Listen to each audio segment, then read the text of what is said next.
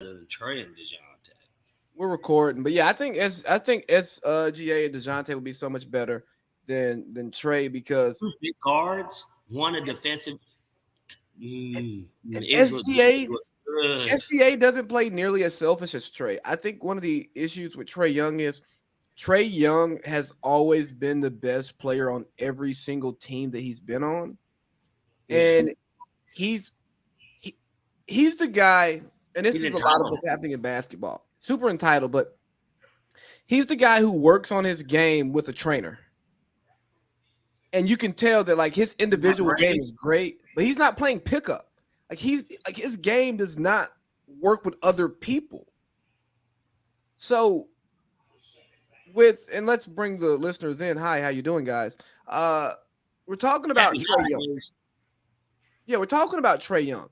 So Chris Haynes reported that some rival executives think that Trey will request a trade out of Atlanta if we don't make a playoff run. And I've been one of Trey's biggest fans. I think he's great for the city. The city rallies behind him. He has a nice Atlanta flair, ice Trey, all of that stuff. But if we're trying to win a championship, Trey Young can't be the centerpiece of our team. The Hawks we're like last in assist. Why? Because the ball doesn't move. Yes, Trey is second in the league in assist, but the ball doesn't move. Like his usage rate is so high. You got Trey, then you got DeJounte, and then everything else, everybody else is just watch, wait, maybe I'll catch the ball in the corner with 2 seconds left to fucking shoot. Right.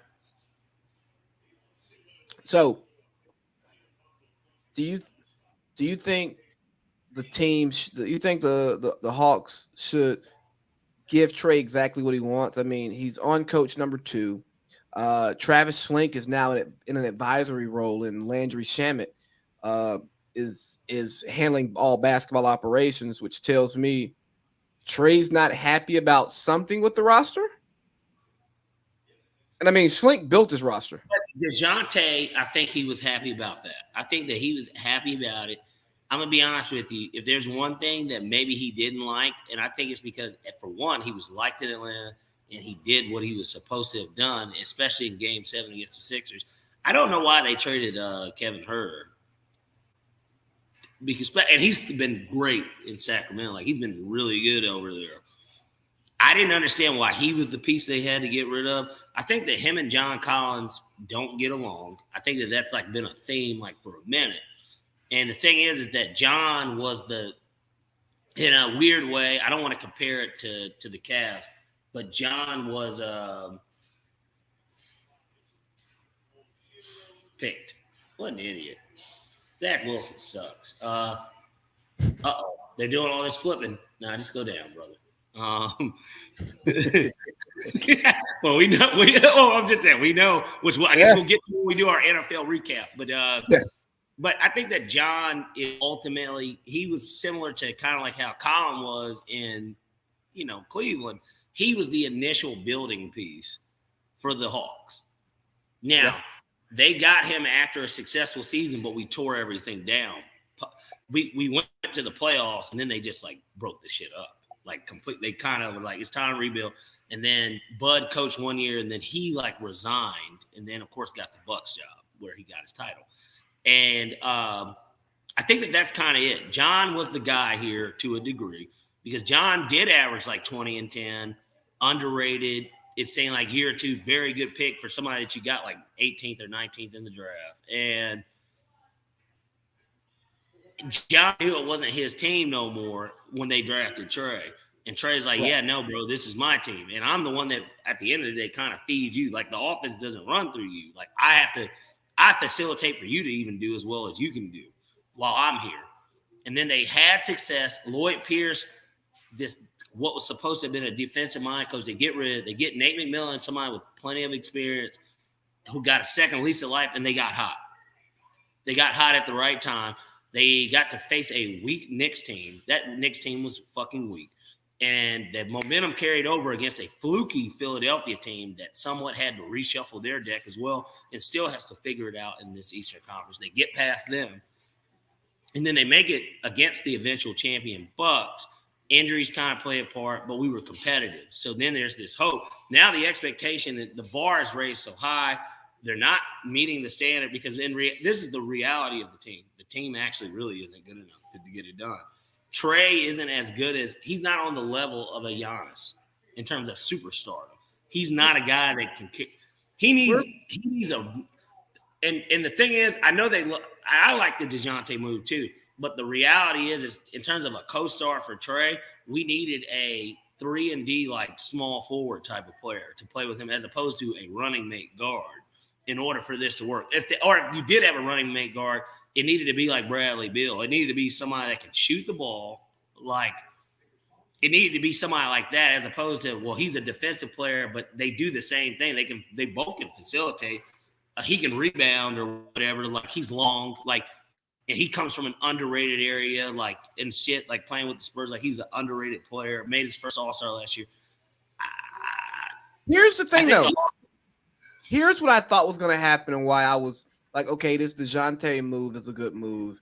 And then it's going to set up the next move for a free agent or a trade with Collins, Capella, and some stuff like that, right? I thought that Trae was going to play off the ball more and let DeJounte facilitate the offense, and he play off ball and do some more catch and shoot. And Trae was like, yeah, usage rate up. And yeah, I just think Trae hasn't been humbled, and he's been empowered by making that playoff run. But we're back to the Joe Johnson, Al Horford Hawks. That's what we're back to. We'll make the playoff. We should make the playoffs every year, but there's no hope for a championship. Not as currently constructed. Even when they got DeJounte, I think we all were entertaining possible league pass type team, playoff team for sure because we've been a playoff team. So they're a playoff team, but like you said, it's back to the Joe Johnson, Al Horford, Josh Smith era playoff team that at best makes it to the second round, and then in that second round it doesn't even go 7. They lose 4-1 or get swept. You know what I mean? That's what type of team this is, even with DeJounte. Yeah, no, I thought DeJounte was the hockey assist, right? It's the move before the next move. But who would have thought that possibly, even though I know you're calling bullshit on the report, but who would have thought that potentially the real next move, I think Nate's not going to survive the season for one. I'll start there by saying that. I think that Nate will not be here. But they're going to have to – but then this is a lost season if you fire Nate. It's a lost season. So because if Nick Van Exel becomes a coach, because I know he's an assistant, let's say Nick becomes a coach, you're probably not – very rarely do you see a Ty Lue take over for a David Blatt and then you win the NBA Finals the same year. That doesn't really happen. The Phillies almost did it this year. They fired a championship coach in Joe Girardi, and then they went to the World Series. Very rarely does stuff like that happen. But then again, it happened with Nate McMillan. They fired Lloyd Pierce. They were 500 when they fired him. They're like, this team could be doing more. Nate comes in, more experience, gets you to the East Coast Finals, gets him an extension. Obviously, he becomes a full-time coach, whatever. That stuff doesn't happen very often. And so I just think that the biggest move that they can make, if Trae's unhappy here, and if Trae is kind of a lot of the friction that happens, I trade Trae. I don't trade him to make it a rebuild fully, but I definitely make a trade, which I suggested in the group, the perfect trade for him, because he's not going to the Lakers to play with LeBron. We're not taking Russell Westbrook's contract and then they mortgage every pick that they possibly can. That's not going to be a trade. Yeah, we don't want Russell Westbrook. You trade him to Oklahoma City. He's from Oklahoma. He went to Oklahoma. They are a team that is overachieving right now. They don't have Chet. Who's to say that they still don't lose out, maybe get that number 1 pick? They get Victor. And then you add Victor with Chet and Giddey with Trae, the hometown kid. And he's a hometown kid. So it makes it – the fan base can get behind it. Shea comes to Atlanta, bigger guard, seems like more of a team player, even though he gets his numbers too. Hasn't done a lot of winning, but he got mentored by Chris Paul for a year. I think he plays winning basketball, though. I do too. And I think that with better teammates, a ready-made team, and DeJounte becoming the new leader of the team, he comes in and he fits in seamlessly, and the Hawks are a much better team with Alexander. They're a much better team. So trade for Shea. Send it in now. I would do Landry. Yes, I would do it. I meant to say Landry Fields. Landry Fields. Sorry. Yeah, send it in Landry Fields, please. Drake, he's a former player, obviously. So it's like I remember when he was on the Rockets. He was with the Knicks too, but I know he played for the Rockets. But so he should know the league. Similar to how James Jones got Executive of the Year, like in Phoenix. Like, this is a dude that knows the league. He knows players in the league, and you get for all intents and purposes a diva out of here. Would you want to play with Trae Young? If I was a big that caught lobs, yeah.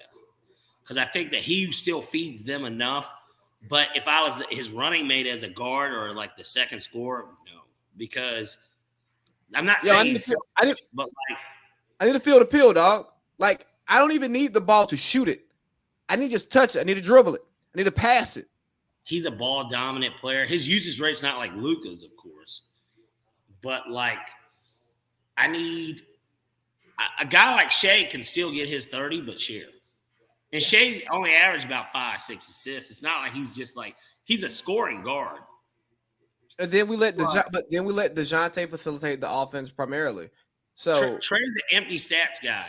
And it's so weird because people hated Matt Ryan for years for being an empty stats guy. Essentially, like, he gets empty stats. But, like, come on, go ahead. I already know it's coming. We are all here to do what Falcons do. Look at that. Hey, 12 minutes, y'all. That's a record. Empty stats guy. And I think, like, his stats, like, he gets them, you know, he probably gets about 3 lobs a game for sure that are guaranteed to Clint or John. Like, that's 3 of his assists out of his 11. They get theirs. DeJounte's going to make a 3 or 2. So will Hunter. So there's 6. And then the rest are, you know, just, okay, good play.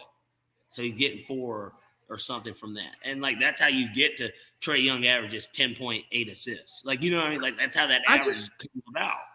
I don't like his shot selection at all. Don't get me wrong. When he hits those deep threes, we've been in the arena before when it happens, and it changes the energy in the arena when he's hitting those threes. Yes. But when he goes 3 for 14 from 3 and just has no desire to work his floater or his mid-range game, which he has, like, a really good floater and mid-range game, it's like, yeah, Trey, what are you doing, man? Like, hey, go get fouled. You're a great free throw shooter. It's bitch ball. It's analytics ball. It's threes and layups. But you know what's so funny? That's how I used to play in high school. I swear to God, because I was a shooting guard, so I wasn't really the point guard. So typically, I was always spotting up, shooting threes, or I was leaking out and getting, like, fast break layups. Like, kind of. Is how I got a lot of my points. A couple years ago, this guy I played a lot of pickup with, he called me DeMar DeRozan. See, you're a mid-range guy. You don't shoot threes. See, I shoot threes. Like, that's what I do. I shoot them when I'm in rhythm, and if I'm playing a lot, I'll let them ride. But yeah, I'm a mid-range guy. I love working out at the elbow. You know, get a little guy, get somebody, you know, and post them up, play a little bully ball. But enough about that. So we both agree that, hey, man, Trey, thanks for what you've done for the city. But if you don't want to be here, hey, bro, you can go. What did I say, bro? Yeah, no, you're deep. You're not that big a star here, like, bro. Like, you haven't done, in terms of at least in sports and what I've seen done here. You're not Michael Vick. Like, Michael Vick, as crazy as it sounds, Michael, because he was on Sports Center doing shit too. What do they call it when he goes between the legs? It's not he yoked him. What is it? It's called nutmeg. Yeah. When you go between somebody, like they call it, because he's had a couple of those on Sports Center. Like, I get it. You shooting from half court, like, that shit makes Sports Center because Steph Curry did it first. But, like, bro, you're not Michael Vick. Like Michael Vick got away with basically being average here. He did, and everybody can. I tell you what, I'll dare somebody to tell me that motherfucker wasn't average. And I'll bring up the paperwork. What did Jay-Z say? Men lie, women lie, another thing. We can bring up the numbers, and then if you want to argue from there, and you're like, well, those numbers not bad, then I'll bring in Matt Ryan's numbers, and then and then what he accomplished, and then we can have a great conversation if the numbers are lying, is what I'm saying. And so all I'm saying is that with a dude like Trae Young, he don't have the cachet of a Vic here. So yeah, I get it. And guess what? Quavo fucks with you, which I guess T.I. and then we're fucking with Vic, Ludacris, everybody fucked with Vic. But you're not Vic, is what I'm saying. You didn't turn the Hawks around, brother. There's not a Trae Young experience, dog. Yes, like, bro, you're not Vic here. So let's keep it in Atlanta sports. Falcons first, huh? We are all here to do what Falcons do. Look at that. I wish Desmond Ridder would have got the memo Sunday before he went out there and shit the bed in his first start. Hey, look, I know rookie first start coming from he comes from Cincinnati, so he Group of 5 conference. There we go, the AAC. He plays against the Naval Academy every year. Got it. Yo, Desmond Ridder, can you please complete a pass? And hey, front office, maybe you should have drafted Garrett Wilson. There's nothing wrong. There's nothing wrong with Drake London, but Drake London made some great catches in that game too, by the way. He does, but Drake London, like, oh, bro, like that was a much better catch than it was pass, is what I'm saying. Drake London is slow Kyle Pitts. I like Drake. I think he's slow Kyle. I like him too, but we can't judge him yet because we don't know. We haven't got to see him really with. It doesn't have to be a great quarterback. I'm just saying, has he even played with an average quarterback? Is Mariota average quarterback? No. Passing the ball, no. I think Drake London is good. I think Garrett Wilson is better. I agree. I think that because Garrett Wilson is playing with at best. At best, if White is who a lot of people think he is, he's an average quarterback and Joe Flacco, like on their good days, are at best average guys. But like, so is Chris Olave. I mean, Chris Olave's looked fucking fantastic. Both the Ohio State guys have showed out to me in the league. Drake looked good early. Wide receiver, you, man. I'll tell you where we hit though. Tyler Algier. Now, I don't know if he's an every down back, but he can be our one and we add a guy because you saw, and we'll get to the Pro Bowl later. Obviously, Pollard is in the Pro Bowl and Zeke ain't. So, and he's a free agent, and we'll see. I think Dallas is going to pay him, and they're going to try and move Zeke, even though I don't know anyone that wants that contract. But obviously, my first take is to take if we can get Pollard, let's bring Pollard in, and him and Algier be the running back. Let CP be a special downs back / wide receiver 3. You bring in another wide receiver, like let that kind of be like what you do. But we'll get to see just in general. Who's he throwing to? I don't know, man. He sucks. But I know that's why I took Jacksonville at plus money tonight. Like, now I'm mad I took the over because the issue is we were on. If Jacksonville makes that field goal, they're at 19. So you're halfway. You're more than halfway to the total, the over. But now, I mean, I'm expecting the Jets to score at least 10 points, and I need Jacksonville to give me 13. Because if that happens, you get the over. Like, you'll be good. 13-10 in the second half, I can get the over. Or 14-7, something. Like I can get it. So let's do a little 4-letter network stuff. Okay. put a grade on it. What do you rate Desmond Ritter's rookie debut? See, because here's the thing: there was no Kyle Pitts. Okay. Right. Which there's nothing he could do about that. He was already injured. He did get a good day. Tyler Algier had his best running game of the year. So he got as much support as he could from the running game. Cordero played well. I mean, he's on my fantasy team, double-digit fantasy day. Good day. Drake London made some really good catches. I thought the coaching wasn't terrible. The biggest thing I took away from that game is he faced such a big hole.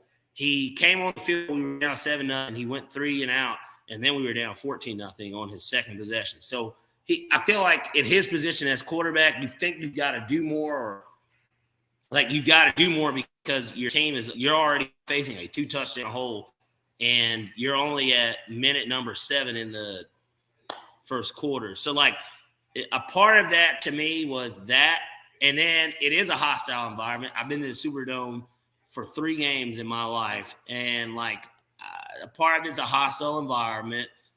To me, as much as I hate to admit it as a Falcons fan, I believe the Saints have the best home field advantage of any stadium I've been to. I've been to all of them, been to a lot of them. I think they've got the best home field advantage in the NFL. I really do. And so I think that's a part of it. The game actually had meaning because if you had won the game, you're tied with Tampa for the division. So there was a lot there. You had the news of Dean Pease getting ran over. Your defensive coordinator got knocked out early. Marcus Mariota basically quit the team. There was a lot going into the – no, I'm dead serious. There's a lot going on in the game. So I will give him a C only because he threw for like 101 yards. So, like, that's not good. That means that he didn't even want to make the mistakes, which was the issue. I would have preferred if he threw 3 interceptions and no touchdowns but for 300 yards. Because he was willing to at least take the chances. And I don't think that he really took chances. Or he just doesn't have the arm to do it. To where he saw it, he's like, man, it's a chance, but fuck it. I wanted to see some Brett Favre action. Here's what I'll tell you. He didn't really run the ball that well. He didn't run it like that. He looked like a rookie that didn't want to fuck up, even though he knows he's starting the next 3 games, like to the point where he didn't want to make such a bad impression to start. I'm gonna give him an F. I'm gonna give him an F because he was fucking terrible. I give him a C just because of all the circumstance. He if one wasn't open, he tuck and ran. Now, don't get me wrong, definitely a tough game, tough first start. I got all of that. But I remember Justin Herbert's first start, and it was against Kansas City. And you know, but he started like day 1. No, he didn't start day 1. He started like in week 5 because Tyrod Taylor and the lung and the doctor, the suing, like so that's I just think it's different. This was a meaningful game, right? But I go, we could have been 2-11 going into this game, and it was a meaningful game because it's the Saints. So it's like it's just a meaningful game. Like it was a very meaningful game. Is all I'm saying. He showed me why he hasn't why he's just getting to play. Arthur Smith was at practice every day and was like, this guy said it's about fucking time. And I'm watching him. I go, it's about fucking time for you to fucking get off my roster. You're not good. Now, do I think he can get better? Sure. But nothing that I saw from Desmond Ridder tells me franchise quarterback. Let's get this guy. Let's just get him his clipboard. Let's get him a visor. And hopefully he can just keep that bench warm and break down some good film and help Lamar Jackson out next year, because the report came out that the Falcons and Lamar Jackson could be open for business. And you know that's exactly what we want. We've talked about it a few different times on this podcast. Yes, you've talked about it. Like I'm driving the bus. I didn't think it had any legs, but Benjamin Albright, verified guy, NFL Network. Any chance the Ravens trade Lamar? Was someone asked him? He goes, originally I would have said no, but the longer this thing has dragged on, I think the more possibility opens up. It would have to be a team willing to give him the contract he's looking for, a team that has an offensive pitch. Atlanta suddenly becomes interesting. Because everything aligns for that to be a possibility. And that's why I always had hope on it, because clearly we wanted even with the problems that Deshaun Watson was facing, we wanted Deshaun, right? And he's a hometown kid. I think Arthur Blank finally gets it that, man, what more do you people want? Matt Ryan has been the best player in franchise history. What more do you people want? Like, I know we didn't win that Super Bowl, but gosh, the guy is top 7 all time in yards. He's in the top 10 in touchdown. But you hated him, and it's like, yeah. Oh, then a light bulb went off in Arthur's head. Okay, y'all want, not only do y'all want a nigga quarterback, but I'm sorry to be speaking like this. Not only do you want a black quarterback in this black city, but at the same time, you want somebody that's good. And then you start looking at Marcus Mariota, and you're looking at what he was able to even accomplish in Arthur Smith's scheme, and you're like, gosh, Lamar Jackson will look, even with the weapons that we have, our weapons are low-key better than Baltimore's. And you pair him with Slant Boy Jr., Drake London. He's not Slant Boy, man. But I'm just saying. And then you will add another receiver. But that's why we love the idea of, and shout outs to Jacksonville for recognizing that Calvin Ridley's an asset and that he was worth a second-round pick plus whatever that conditional pick becomes. Because if you have Calvin Ridley and Drake London and Kyle Pitts and Tyler Jr. is showing he's got life, you still have Cordero, who's a player that can be in the slot and still be a guy. And you've got all this money this offseason. You're going to have more money than anyone to spend. If you don't make the playoffs, which at this point you're probably not, you're going to have a top 8 pick again, and you play at a dome. You're in a division where the Saints are a fucking mess. The Panthers are rebuilding. Tampa, that shit's over. The Tom Brady shit is over. Even if I don't think if Tom plays again, he won't be back. And now suddenly it's the worst division in football, and you add Lamar Jackson, the Falcons next year. If Drake London takes a step, Kyle Pitts is healthy, and he's as good as we think he can be, and you got your running game. We're 3rd in the league in rushing. You put this together, man, the Falcons win 10 to 12 games next season. And we'll play a fourth place schedule. Exactly. And we've got the money. And even after you pay Lamar, you've got money to sign a bunch of mid-level, like guys to add to the defense in the O-line, and maybe one more weapon, like another receiver, wide receiver 2. You're in business. You're in business. We got to invest in the defense. We need to get about 4 defensive stars, and none of them have to be the top guys. Question: Do you trade Grady for draft picks? No, I think I don't know. I thought Grady was snubbed. I think Grady's having a great year, and this year, and I want to keep Grady on the team. But do you say, hey, we can take a step back at this position, but then take steps up in other places and get this money off the books? Well, where do you take the steps up? You've got a top 5 interior lineman. I mean, our linebackers, the guys that they gave the 1-year deals, haven't been bad.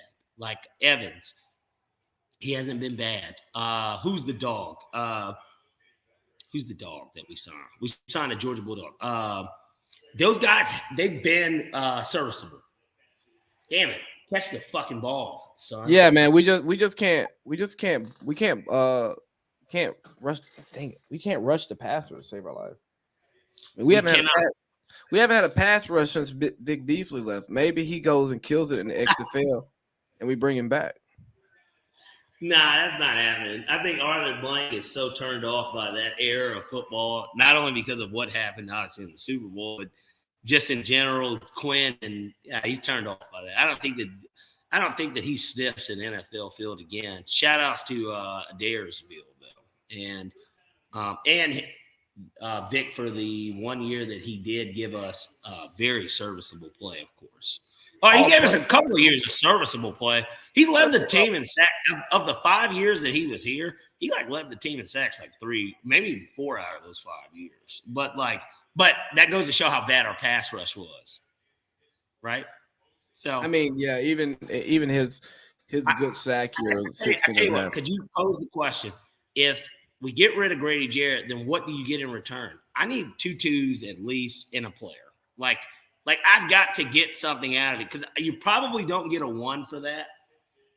No. But I need something in return, man. Are you ready to talk a little Pro Bowl? I am. I did not look at the full rosters on both sides, but I am aware kind of a lot of the positions and who. Do you prep for the show, man? I do. I just what it is the article here, and I'll pull it up. I got it pulled up. Right. I saw the article, and first thing I went to see was who went for the Falcons, and I saw Chris Lindstrom went, which. We're third in the league in rushing. He's an interior guy. Makes a lot of sense. First round pick. I thought he's been really good. I've never thought that up the middle we were getting destroyed in any game. I'm not an O lineman or an O line coach or a guy that watches it, but I do believe that considering the guys that we do have on the O line, I think clearly he's been probably a standout. I totally agree. So I got it right. Let's go NFC. Jalen Hurts, Geno Smith, Kirk Cousins are the 3 quarterbacks. I've been hearing that let's hold on before I get there. Let's talk about Geno.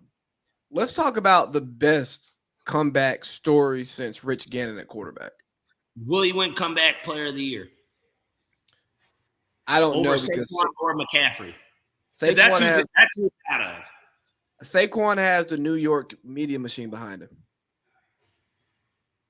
Well, Geno's a former New York quarterback, so they should know because they trashed him so bad. So they should know better than anyone. They're like, "Holy shit!" I hope because look at it. The Giants had Geno Smith as a backup to Eli Manning, and he's the one that they subbed in to break when McAdoo put him in to break Eli's Iron Man streak. McAdoo. So to me, the New York media, if there's any machine. They should know how bad he was in general, as the Jets quarterback. But then he even played for the Giants. And now Daniel Jones, the reality is, yes, the Giants are going to the playoffs, but do you bring him back? And Geno's a free agent. And unless Seattle wants to pay him, would the Giants be willing to tango with Geno? Will the Falcons be willing to tango with Geno? I'm good on it, personally. I don't think he fits our offense. So I think it's either him or Jordan Love or I don't want Will Levis either. So, I honestly, I wanted to run with Ritter one more year as opposed to doing that. Dump Dez, get rid of Ritter. No, get Garoppolo. Fuck that. Bring Garoppolo.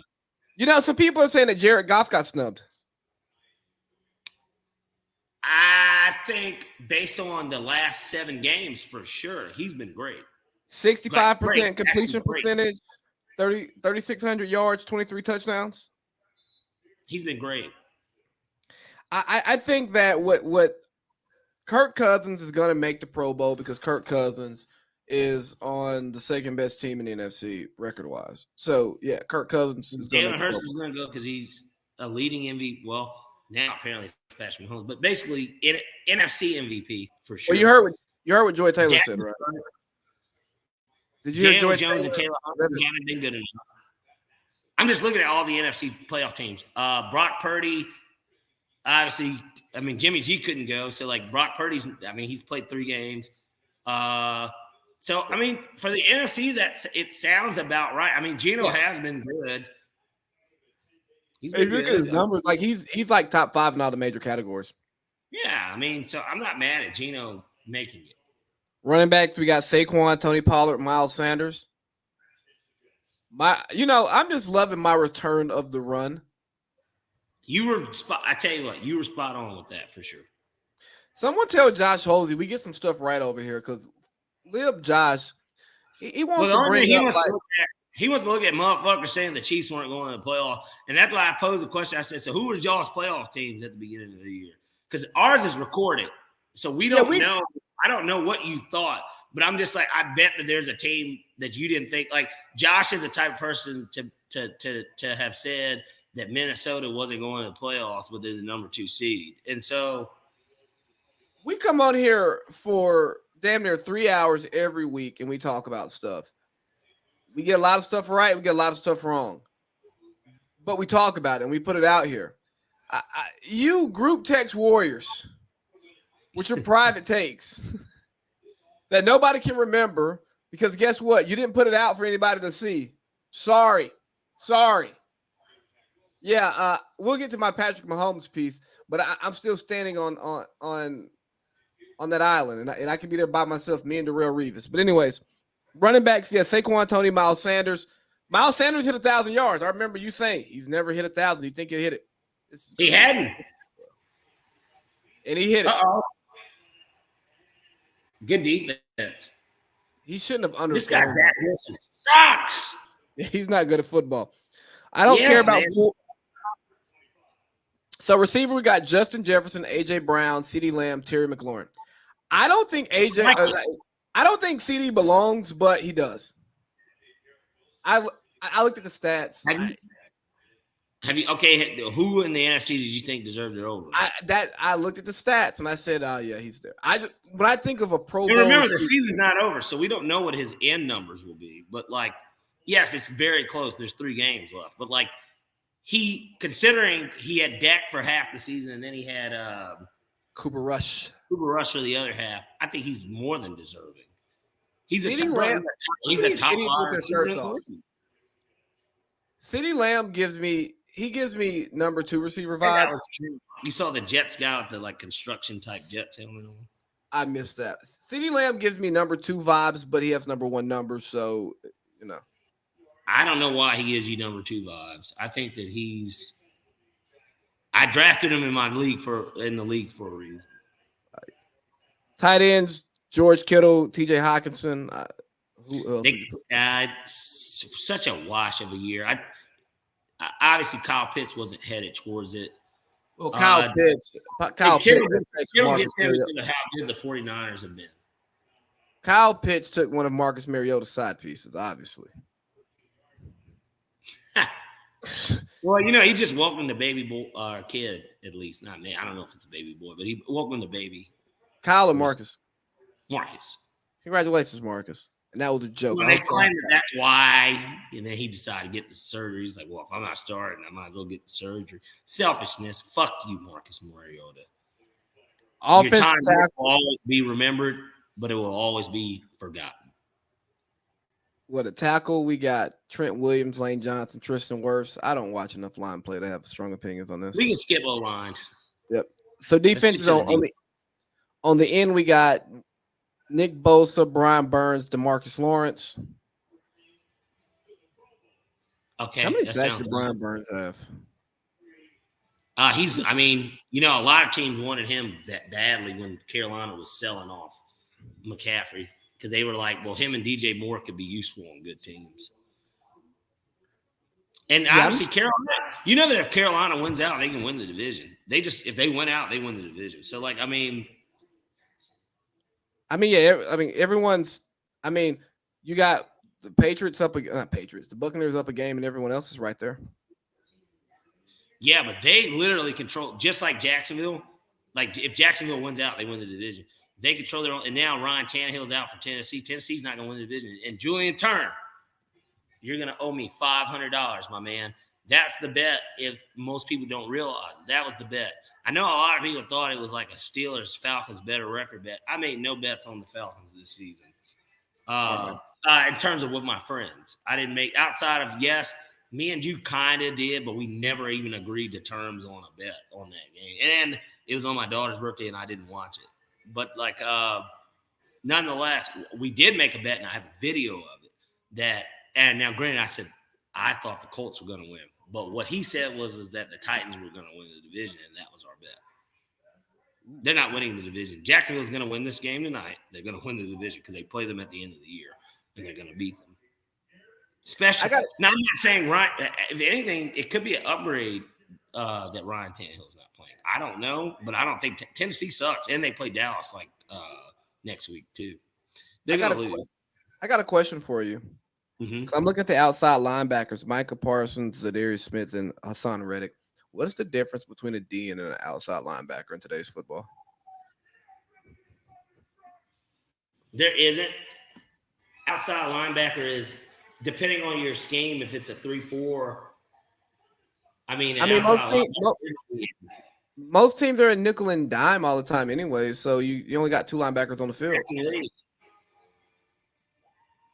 So, yeah, interior lineman, Aaron Donald, Jonathan Allen, Dexter Lawrence, who cares? Inside linebackers, Demario Davis and Fred Warner. Corners, Darius Slade, Trayvon Diggs, Tariq Woolen, Jair Alexander. Safety, Quandre Diggs. Jair still made it. Yeah. Packers defense disappointed this season, but go ahead.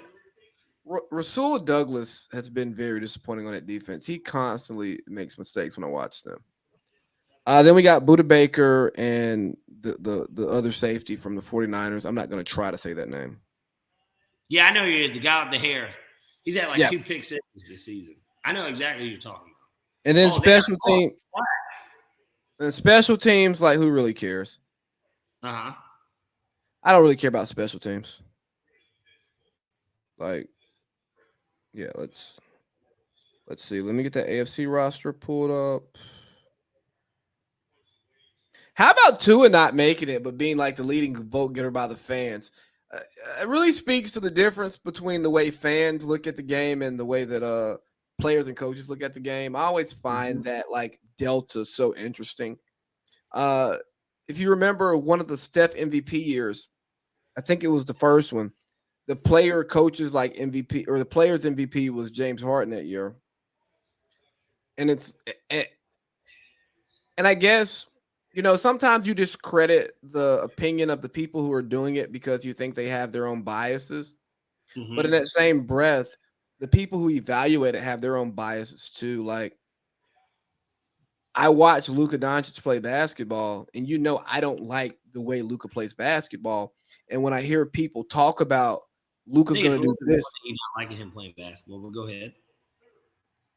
I don't like his style of play.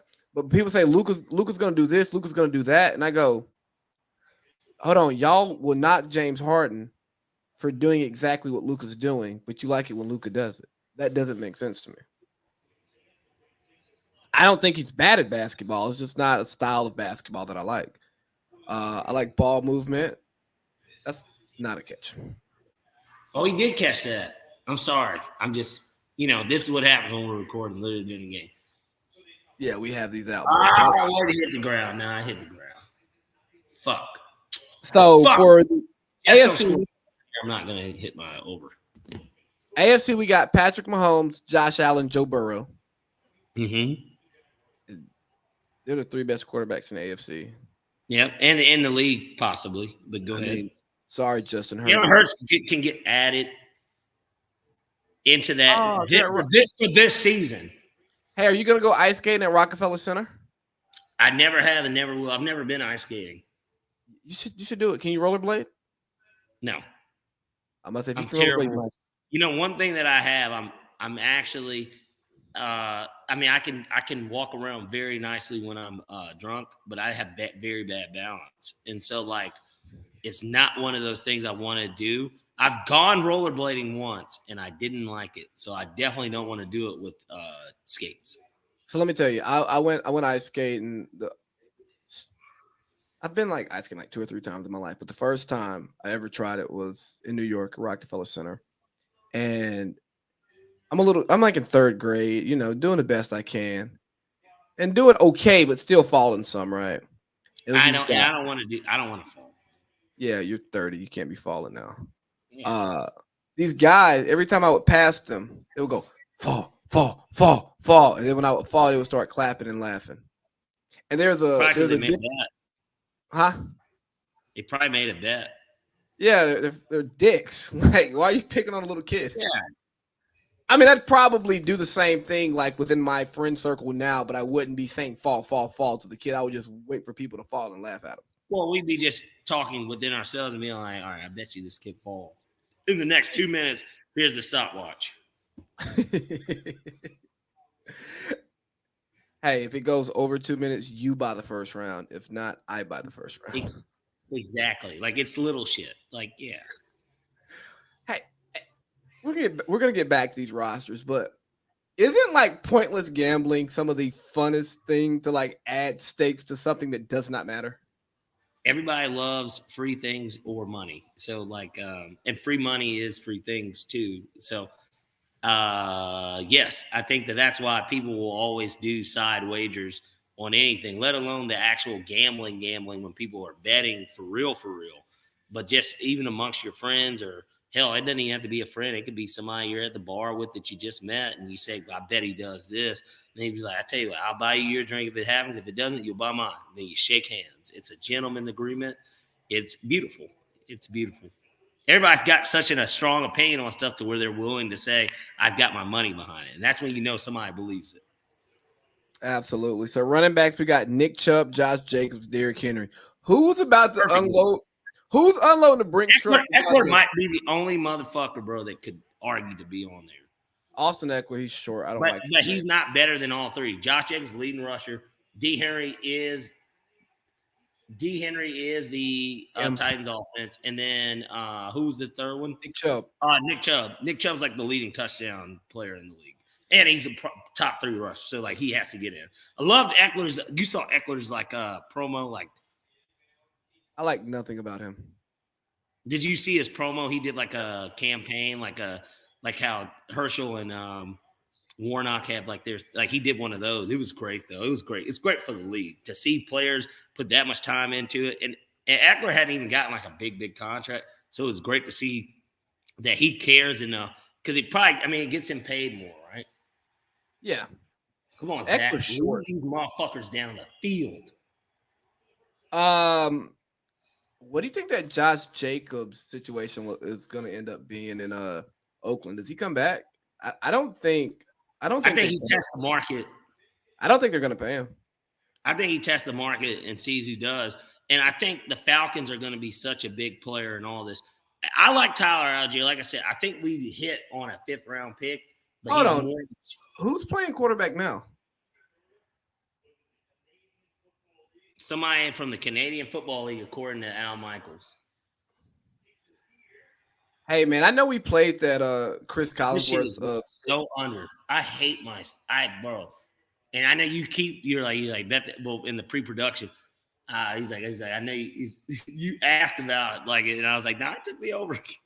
I told you last 2 weeks, bet the under on Thursday. Man. You want to know why I didn't take it? Because I had the fear that the Jets scored 17 points. If they scored 17, either that means they won or that the game went over. It's one or the other. There wasn't really an in-between with that. Because 27 was the over. That's the over. Zach Wilson is terrible. He got benched. And that's how you know. That's how you know, because a nigga in the Canadian League can come in. I swear oh man, it was a terrible throw and he still caught it. Like I mean, what they score. Wide receiver in the AFC easy. Hey, who do you think? Tell me the 4 AFC wide receivers without looking at the list. Chase. Yep. Diggs. Yep.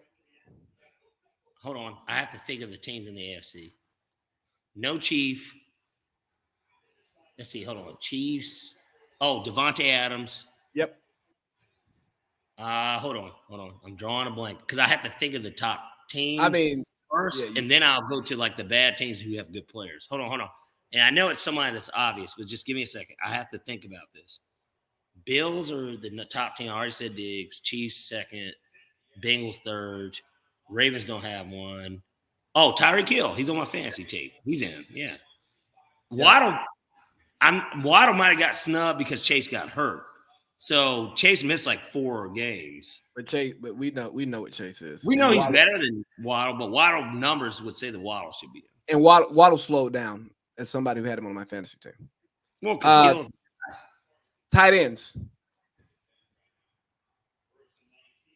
Well, we know Kelsey, and then hold on, you gotta let me think just a little bit. Who's got a deadly AFC tight end?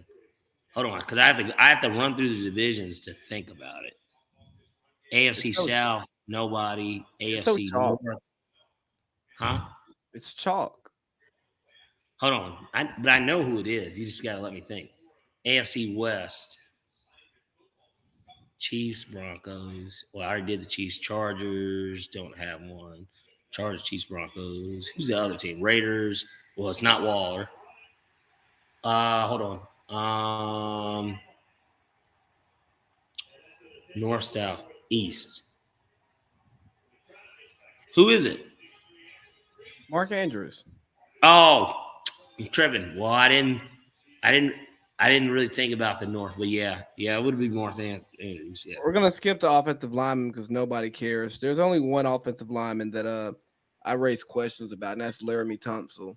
Not because I don't think he deserved it, but I mean, hey, they gotta sell the Texas job to somebody, right? Yeah, Lovey. Well, the running back Pierce had a good kind of like with Lindstrom with the Falcons. Now granted he's a left tackle, but like more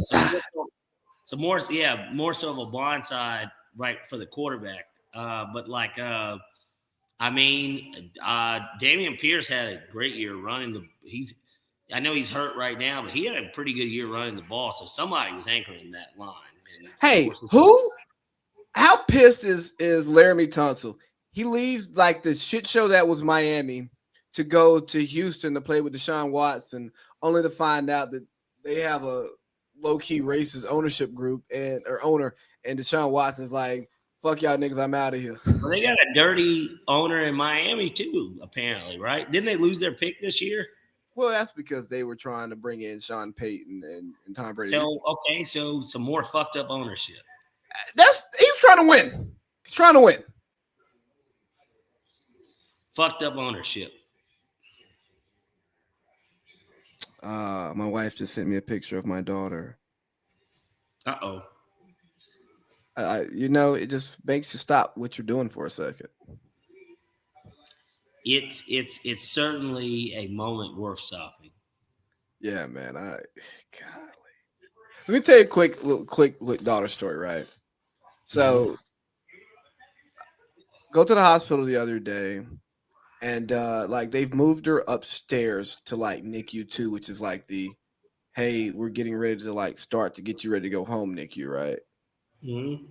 And she's out of the little ventilator thing. She's just in like a normal crib, just out in the open. Pick her up, holding her. A little while, I'm reading to her. I'm reading her this book called Mafia Democracy. So it's talking about how like the government is like the mafia. Did one fish or did the cat in the hat? Did that not work? Green eggs and ham. That wasn't like more. I let her mom read her the kid stuff, and I'm like, hey, look here, I'm gonna read you the stuff that I read because I don't want to read kids books. So I'm gonna read you stuff that I like, and maybe you learn some things earlier than you should. Huh? I'm not mad. I just was curious. I'm just like, nah, let the wife do that stuff. Balance here. So I put her down in the bed. I'm getting ready to go to work. She starts crying. So obviously I pick her back up, right? Because can't just like leave you there crying. She stops. Hold her for like 5 more minutes. Keep going. Then I sit her back down. She starts crying again. I'm like, Jesus, baby, I gotta go. Pick her back up, hold her for a few more minutes, lay her down. She's crying. So then I just like take my finger, let her hold my finger until like she calms down. I go, Jesus, you already got me. You already got me. Yeah, that's how it works. That's how it works, brother. I know that for me at least, it's one of those things where, even yesterday, it's just the girl wants lemonade. Her cousin's in town, so her cousin will be probably more than likely the closest thing to a brother. And I don't really have any cousins. I've got one true cousin, like first cousin. I've got cousins like on my dad's side, but they're like all second and third. But I have one cousin. She's a dentist. Matter of fact, she sits next to us at Falcons game. She has season tickets right next to us. But she's my mom's niece, and so my cousin Angie. Shout out to her. Anyone that needs to get their teeth fixed, she's a dentist out there, and she's got her own practice, her own thing, Peachtree Blossom. But Gotta love it. Yeah. And They're like running the ball with this quarterback every play now. Yeah, they don't care if he gets hurt. I want them to score a touchdown. Because if they score and then Jacksonville scores and then they can get a field goal, I'm going to hit my bet. 19, let's see, 2 touchdowns, 14, 17. Yep, I'd hit the bet. So, no, I'd fall short. I want a touchdown because then I can hedge. I need a touchdown. Field goal is really not going to do it here. And I feel like I can get a bullshit like pick 6 or like similar to the Raiders game where like, pitchy woo woo and then like it's a touchdown. Like and of course I need Jacksonville to win. Wow. Oh, he dropped the ball. Corey Davis sucks too. The Jets are such misfits. I'll tell you a funny story about your daughter. I'll tell you a story about your daughter that I probably never told you. When you had her on the fantasy draft, when you just like had her on the stream with us, probably 2 drafts ago. It was 3 drafts ago. I was still in Monterey. The wife, like, you just like moved up so high, like on my wife's list of friends that she likes. She's like, "Who's that with their baby? Oh, she's so cute! Oh my god, it's so cute!" And I'm just like, yeah, I mean, you don't stop being a dad because the fantasy draft is on.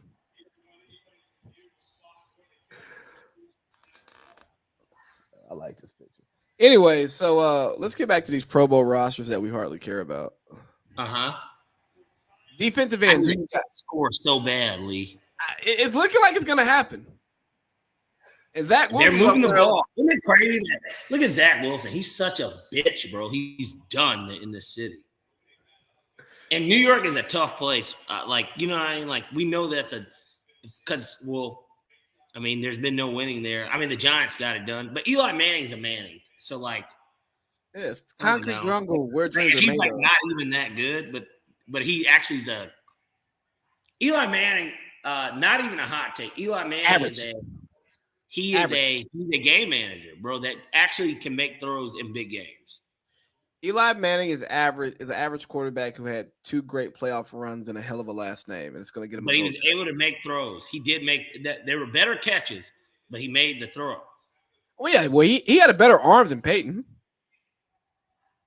Ooh, really? That's a hot take. Yeah, Peyton was just. Yeah, I get it. He's accurate as shit, but like, yeah. I thought I don't know if Eli had a better arm. I mean, I get it, the Odell catch, like when you look at like him leading, but I mean, because Peyton didn't have to do that. His guys were open and he just hit them and they scored. So Peyton never had to do like an Aaron Rodgers type Hail Mary, like in the end zone or whatever. But like, I wouldn't dare put. I think that's still a hot take that he had a better arm. Yeah, I don't think he had a better arm. I think he had a better arm. I think he had more natural. I think Eli had more natural talent, but Peyton was a harder worker. Peyton was smarter. Peyton had a better. I just don't know if he was a better football player. No. I'm saying like raw. I'm saying raw skills. Like we can sit here and say Geno Smith has better raw skills than Tom Brady. He does. Most starting quarterbacks. Most top half starting quarterbacks have better raw skills than Tom Brady. But Tom Brady is so damn good at what he does. He knows the game so well. He works so hard that it doesn't matter. Well, he's good enough at everything to where there's 2 stats that make out better than anything: clutchness and awareness. Like, yes, like he's very good at those 2 things. And that's what makes him what he is. Let's see. Come on. Oh, this guy sucks. Fuck, I'm done. Damn. Yeah, long-neck kid from Cartersville, Georgia. 1 second. I just want to let you guys know I'm showing paying a little homage to my high school. Oh, Cass? Good old Cass High. I was gonna wear the Letterman's jacket with the jersey, but I had a stain on it, and I just don't know if I can really take my Letterman's jacket to the cleaners because I'd only wear it on the podcast. Oh, I am supposed to go back to my high school to speak to some students, and now that my child is here, I can actually go do that and get that on the schedule.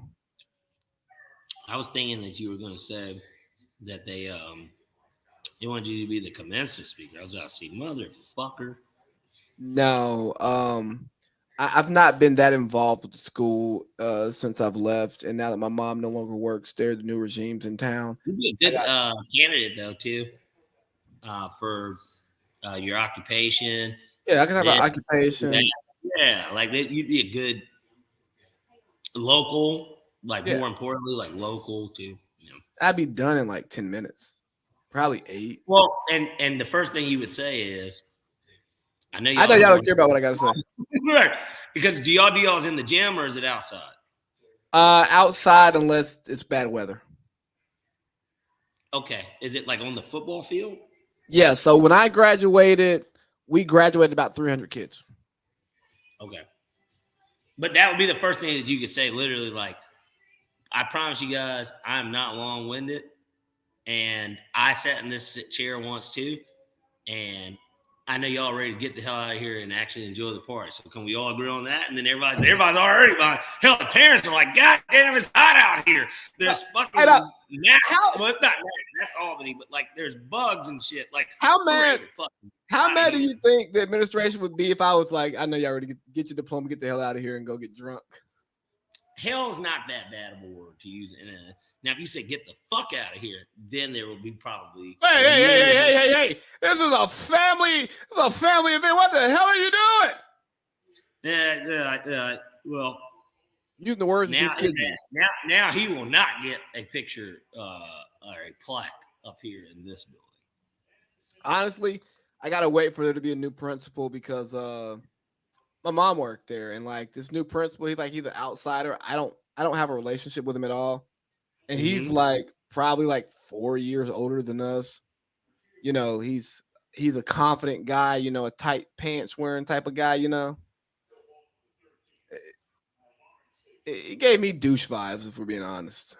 And this is nothing my mom told me. It's just I had some interactions with the guy. I'm like, yeah, you assess the situation. It's just kind of a dick. He's treating me like I'm poor, and I don't like it because I'm not poor. What is a penis? I'm one of the more high-functioning alums from the school that you are a principal of, and I have a plan to come back and be a booster in the area.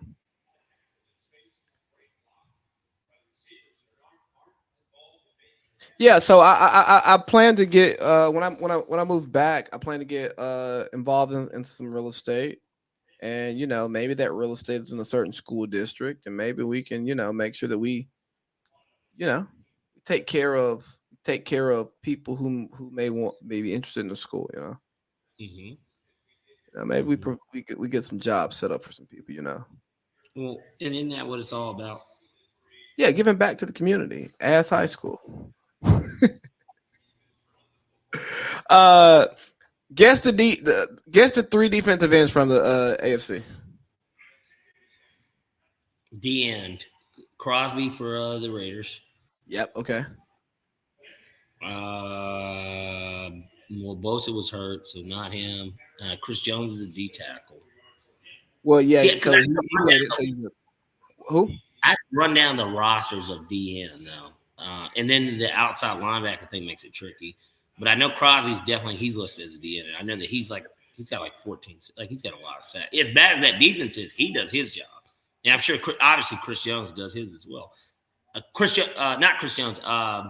Chandler Jones. He's not on it. No, he didn't make it 2. They didn't get 2. All right, yeah, it makes sense in 1. Hold on, I just have to think of the teams. Let's see, JJ's in the NFC.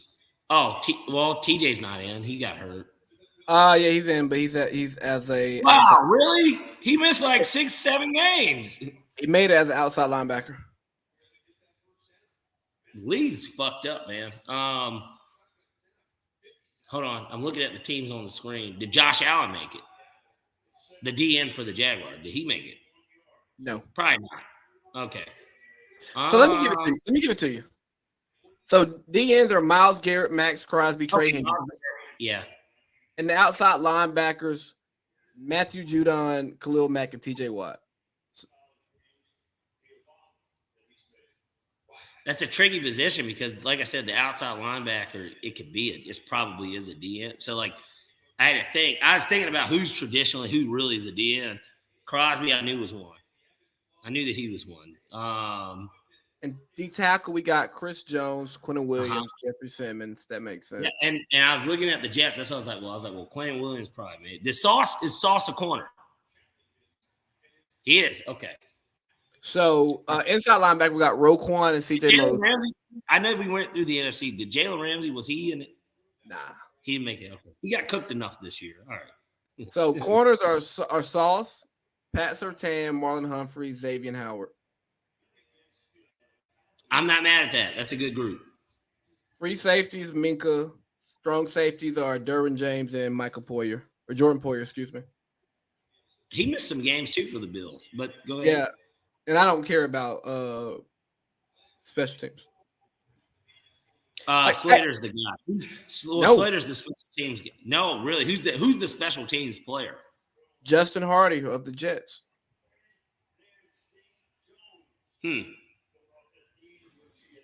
That's interesting. Yeah. All right, so Pro Bowl. So, what are your thoughts on this new Pro Bowl and the flag football piece? Like, what the hell is Quentin Williams doing in the flag football game? Not showing up? They're probably playing him on offense at some point.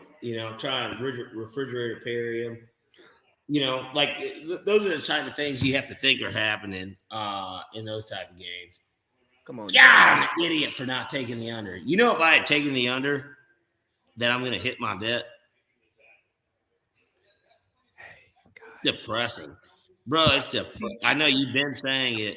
It's depressing. I'm going to lose my bet by one, $40,000 because of the under. Hey, WinBet, DraftKings, Caesars, anybody who gives out gambling sponsorships.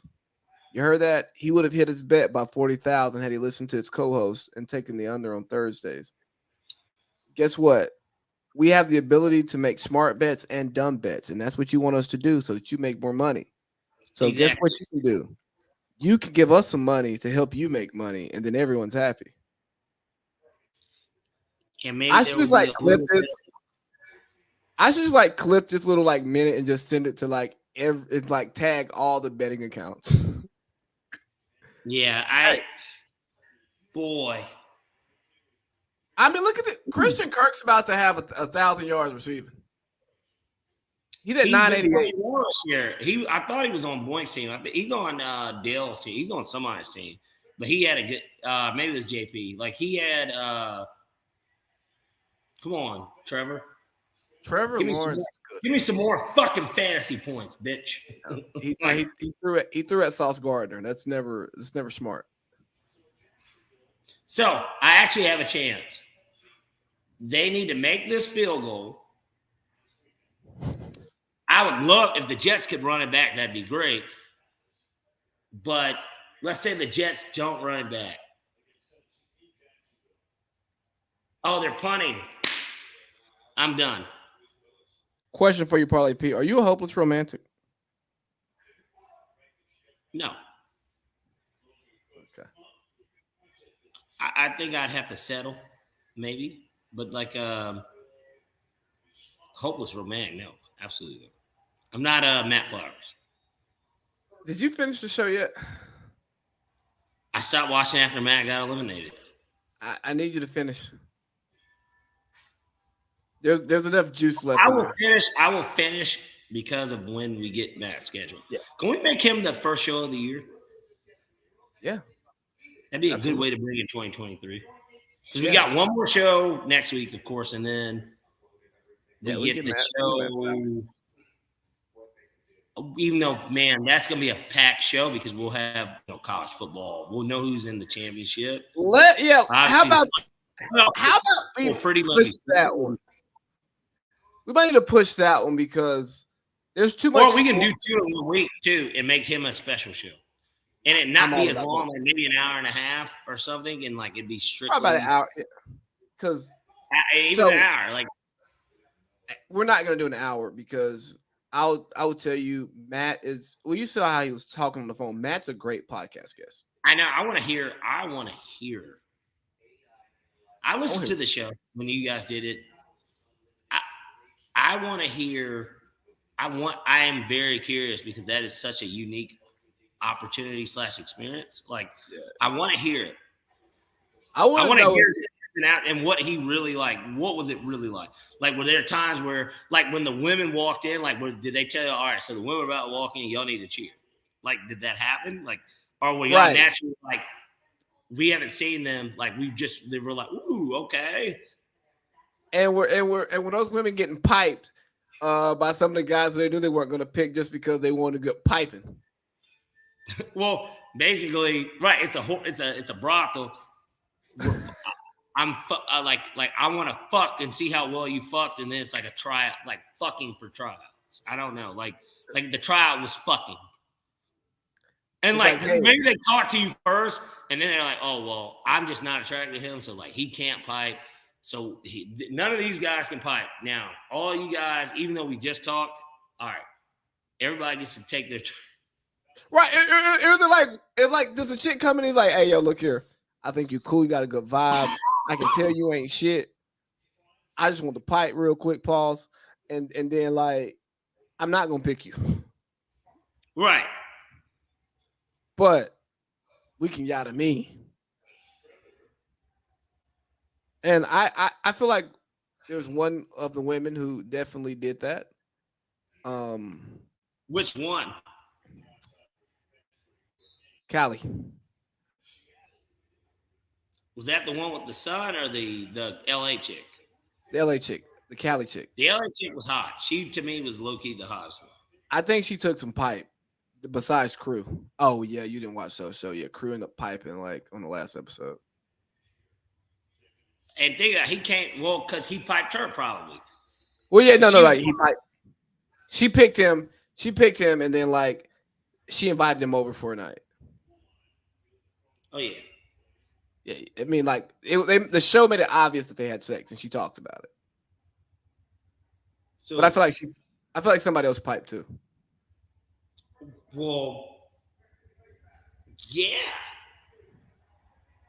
Like, I'm just not believing these women are having dudes drool over them for like a month, and they just think like, you know what? I'm just gonna slut it out tonight. Yeah, he can pipe. You know, and I talked about slutting it out, and you know, you got slut shaming, you got slut walks, and you got Me Too, and then you got Believe All Women, then you got Believe Black Women. And as we're being confronted with this Megan Thee Stallion and Tory Lanez case, we talked about it some last week, but the Believe Black Women thing, it's popped up again. And, you know, I talked to some black women about this because if you listen to this podcast, you probably know that black women typically, the stereotypical black woman doesn't really identify or side with a lot of shit that I say. It just it's what it is. But I started asking questions. Hey, why is this Believe Black Women thing like a campaign, right, that y'all are fighting for? I'm not trying to discredit it. I'm not saying that, you know, y'all shouldn't be believed. I just want to know, like, what about your experience has you feeling this way? And, you know, I'm basing it from this Megan Tory thing where I'd say, hey, black women, if you want people to believe you all, you probably should not hang your hat on Megan Thee Stallion, because for one, horses don't wear hats. But two, this is not the best reflection of credibility and believing someone. And then the counter from a lot of the woke black women, especially the women who attended a school that wears the colors that I'm wearing right now, they are like, she's the victim, so why question what she says? Because two things can be true. She can be a victim, but she can also be unaware of what happened, or she could be lying about what happened, or she could be misinformed of what happened. But she was there. Yeah, she was also blackout drunk, and we talked about this last week. Oh, Pitt.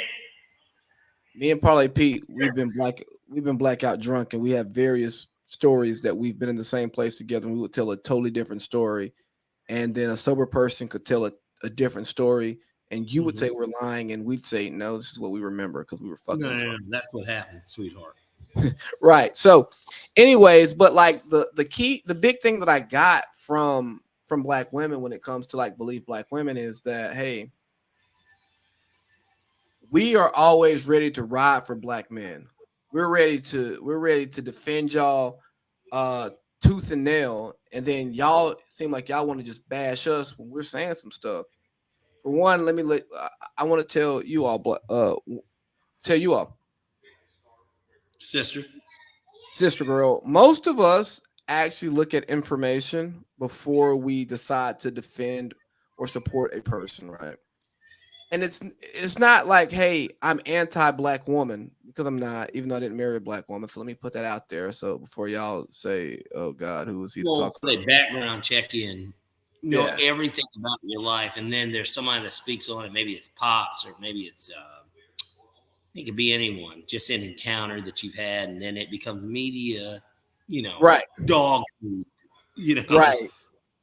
And I look at information first. I don't really care who provides the information. Like, does this make sense to me? Like, that's my first question. Does this make sense?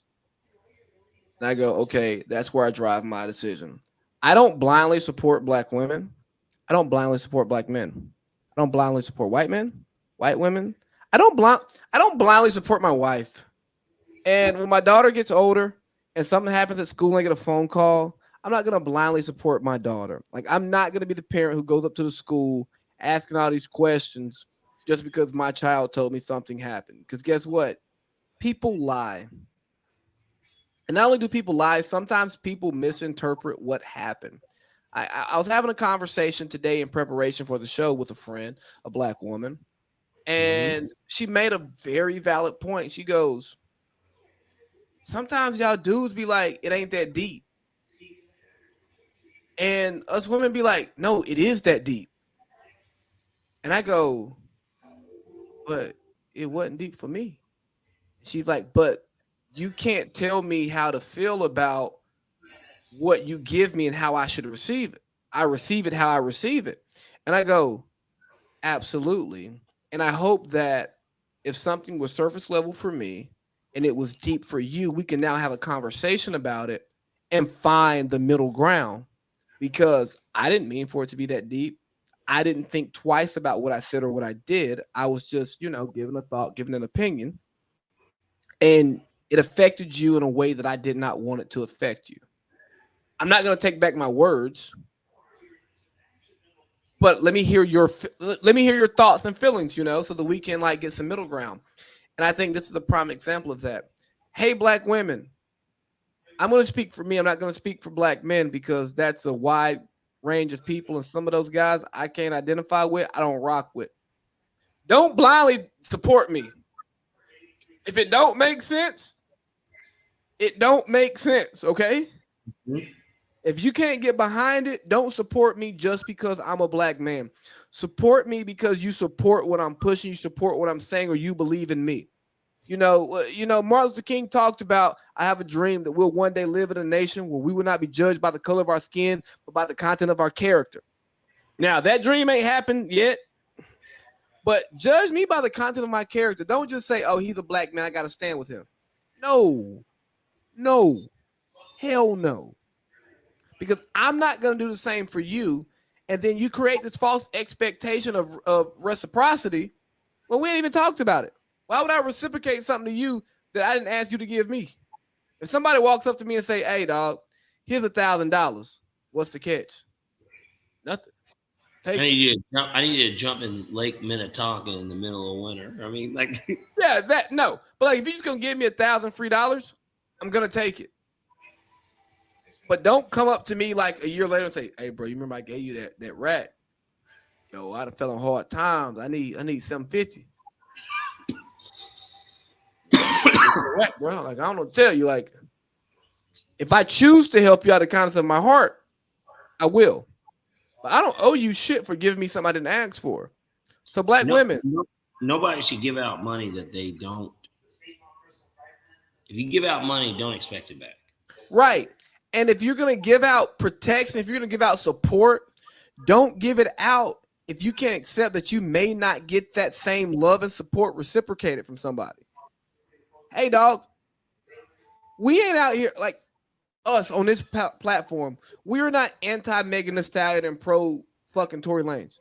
We don't know them niggas. We don't care about them. Yeah. But if I have to assess the situation, this is how I view it. Exactly. And because we have a job to do a podcast every week, we assess situations and we provide analysis based on our experiences. And when then just put in that situation, this is what I believe happened. Yeah, like, so I think black women, it goes back to, it's not that deep, but it is. I think black women are taking situations personally that are not personal situations. It's not because you are a black woman. And if we're being honest here, this is gonna sound very misogynistic. Do you watch TV? You watch Homer Simpson? Do you watch Peter Griffin? When their wives are talking, how much do they listen? Never. If we go based off of a cartoon, which is right, not real. But that cartoon is a depiction to a degree of what's going on in real life. Yes, it embodies American culture. So maybe men should listen to women more in general, but it's not just a traumatic situations. Sometimes it's just every day. Like, hey, my wife complains to me sometimes, like, hey, you said you was gonna do this or blah blah blah. I asked you to do this and I go, yeah, I forgot. You always forget when I ask you to do stuff. Sorry. Fuck knocked out of him, by the way. I don't know if you saw that. I saw that play. But the more and more I get older, the more and more I understand why family. That shit's crazy. Well, but it's not rough. It's not rough because he's a young quarterback. Well, maybe because he was out of that pocket, but that looked like head to head. Nah, I know. It was like the face. Well, it wasn't, but he blasted him. He did. He got hit really hard there. I could tell. So I say all that to say, women, protect your peace, because we talk about that a lot. Protect your peace and stop giving out energy that you can't afford to give away without reciprocation, because history is showing that you're not getting that reciprocation. And instead of asking men to be different, and this is not me defending like men being trash or anything. I'm like, yo, at some point, if somebody continues to show themselves to be one way, I'm not going to ask them to change themselves for me. I'm going to just work around that or not put myself in those situations.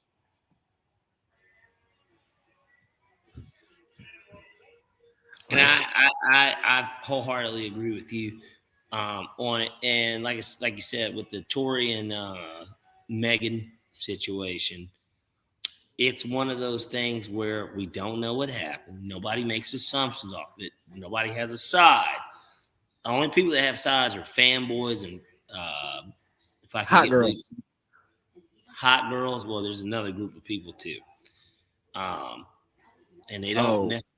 It depends on what you want to call it. Men that like men. Sure, that might be the best way to say it. I was going to use an F word. Called I don't fuck use that word. Oh, fuck boys. Okay. Yeah, I wasn't. What word did you think I was thinking of? I would never think you would use that word, so I'm not even going to put that energy out here. Let me tell you, even if I were to, I certainly wouldn't say it on the podcast, but I think I know what word you might be thinking of, and maybe that was the word I was insinuating, but that's not what I said, so it doesn't really matter. I didn't think you would use that word. I don't use the F word. Yeah, no, I don't associate with guys who use that word.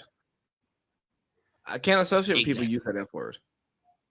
And this podcast does not condone or accept or allow that. So glad we got that cleared up here before that could even get anywhere without me even saying anything. But either way, yeah, fuck boys. And so, but yes, certainly I get maybe men that like men, maybe women that like women. I don't know. But what I do know is that we should let the legal system play out, and then everybody can have their opinion on it once it plays out. We can just go from there with it. Yeah, and I think that's the most important piece. Like, we want due process until it goes against what we think should happen. Mm-hmm. And we talked about this in pre-production, and I think there's definitely a disconnect between the plight of the black man and the plight of the black woman and what we experience, what we go through. I don't think we talk enough to each other to actually understand what the other one's going through. Because you gave me an interesting quote from your brother, and I'll let you repeat that because I think it's valuable insight. And I know we're men, so when men decide that they want to complain about stuff, then we're being misogynistic and we can't complain, but that goes into what you're about to say. I think that and my younger brother said it best in a sense of this. If a black man was out crying on a bench, let's just, I tell you what, we'll even place a setting because, like I said, this would be where you would get the most amount of people walking by. But black man walks, or black man sitting on a bench and in New York City, somewhere in Times Square, and he's crying. Most people, or if any, would come up and say anything. If it was a woman, black woman, white, it doesn't really matter. But certainly a black man, if he's there, nobody do anything. But any woman, but we'll just say a black woman for argument's sake. I don't think that there's a chance that somebody would not say anything. I think that plenty of people would stop and ask what's wrong and would try and provide a solution, advice, whatever you want to call it, in order to help said, whether it's a damsel in distress. I mean, and damsel might be not the right word either, but like damsel sounds like a white woman. Somebody that is clearly going through it, and I think that there will be a lot of help or care or concern. But if my black ass is sitting there, I don't believe that anyone would say anything, and that's just the reality of the world, and I understand it, and like I get it. Like you might end up on TikTok or World Star and be like, "Hey, look at this nigga over here crying, bro." And somebody, if a TikToker was smart, they could do it. And granted, the same group of people won't walk by. Because if it would be inconspicuous if there were like two benches like close to each other and somebody walked by both. But if you put the black man first, they wouldn't say anything, and then they see it, and then they're like, "Well, is that connected to this?" Like to where like they're both upset about something, and it just so happened to deal with the both of them. That would be maybe you do it. Maybe you do one day and the other another day, but in the same spot, and that's kind of how you figure it out. And I think you make a great point, but I don't think you make your point to discredit what black women are going through. I agreed. And so, you know what would be perfect here? I'm sorry, I'm still looking at football. I mean, I'm watching. A perfect scenario will be the Jets score a touchdown. Wow, it's empty up there. I don't know if you see the rain. They showed the rain. It's empty. It was empty in the 300s. Yeah, I saw that. The Jets score. They get a 2-point conversion, and then Jacksonville like gets like a kick return, or Trevor Etienne Travis Etienne like breaks a run, like something happens. You mean Josh Etienne? Shout out to Josh. No. You see the empty stands? Yeah, I wouldn't be up there either. Well, they suck. So they probably left at halftime in reality. But I'm glad we can close the roof and we don't have these problems. Me too. I love here and being able to be a part of that. Let me see. What else I want to go with this? I just think we need more communication, though. I really do. And black women, I don't want y'all to think that we discredit you all because you are a black woman. I honestly believe for most men that's not the answer. I think we discredit you all when you give us information that does not make sense with the way that we process information. Like I truly think that's what it is. Like I'm looking at facts first, not the person. I see the way that the beehive, the hotties, the whatever Nicki Minaj's fan base is. Don't come after me for not remembering y'all's name. Barbs. The Barbs, yeah, like the way that y'all like will go crazy Did after you people. forget who they were? Forgive me. I saw how I ought to cut this clip myself and put it on Twitter and see what reaction it gets. I saw what Amanda Seals, who is not a household name, I saw what her fan base and following did when she rallied them up against me. Caught me off Instagram. Well, it turned your name from Big Baby the Goat to Free Big Baby the Goat. And he got a life sentence. Big Baby the Goat got a life sentence. You know what I mean? So yeah. Yeah. I got a little post to play for you. I didn't play it in pre-production. It's not old bitter girl that I played earlier that was sent to me. I got another one. And I found it off one of our friends' stories who was actually supposed to give me a call today so she could give me more insight into black women, but she's probably busy being a lib. Let's play it. Here we go. Let me find it.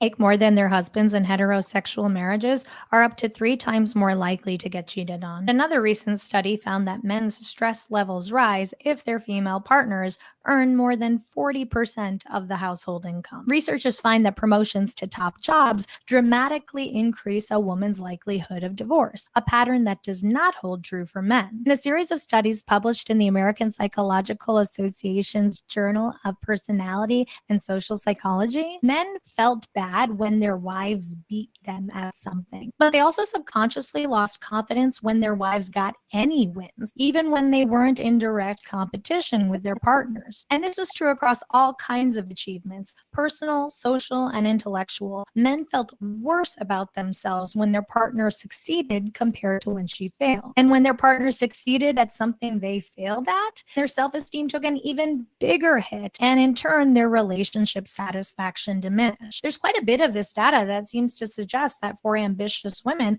personal success comes with a higher likelihood of relationship stress. And as long as we live in a world in which women's ambition often comes with these steep social and personal penalties, it's likely that these gender gaps will persist. In fact, there's quite a bit of research that shows women often change their behaviors in interactions that involve men to avoid this kind of backlash. For more on this kind of research and data, visit tooambitious.com to subscribe. Men who make That tells me back to the kitchen. It tells me that women's success and personal ambition are breaking up our families. And if you want to have a family and you want to, be with someone who loves you, I think that means you should, get back in the kitchen and worry more about what's happening with the family and less what's happening outside. That is certainly a fair way to look at that based on that information. Haven's here with us. She has some commentary. Give yours, and then we'll post Haven's comment up and respond to it. I was just going to simply say, at the end of the day, I think a lot of men don't like the idea of a woman, their woman. Let me not say a woman, their women doing better or superseding them, right? Like it makes you feel less of a man, right? I mean, in that kind of like, and that's how we were taught to be men, though.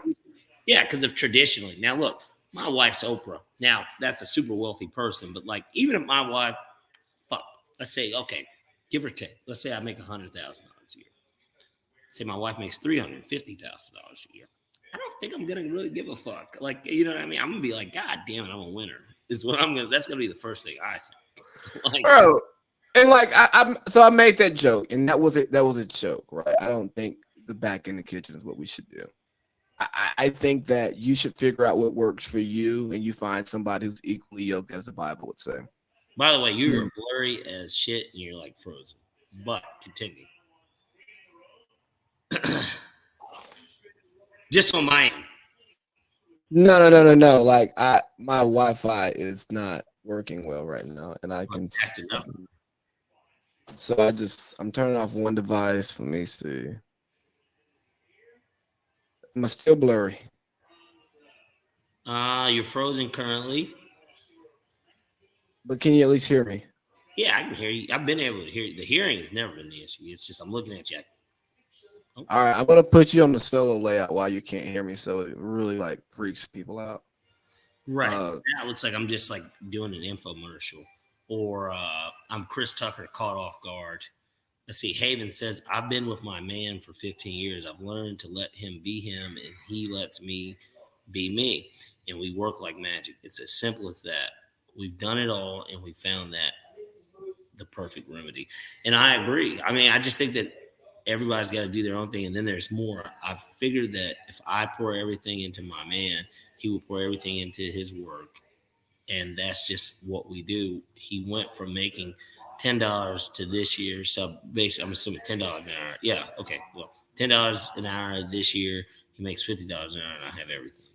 And I think that's just the way that this should work, just in general. I think there's become like this place of like combativeness in relationships. And okay, here I go. Let me bash women again, but not really bash women. I think that with accomplishments and success, a lot of times, instead of being proud of your accomplishments and your success and doing it for you, it's like, let me just throw this in everyone's face and say, this is why I'm so much of a better person now, because I make this or I do that. And I'm like, hey, yo, shorty, good for you. I'm proud of you. I'm clapping for you.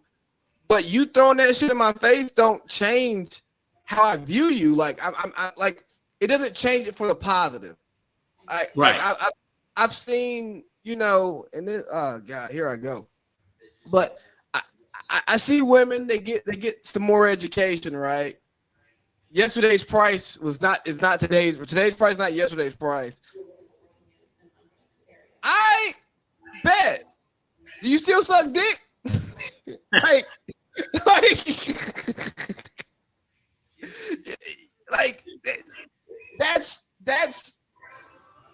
That's what a lot of us are thinking.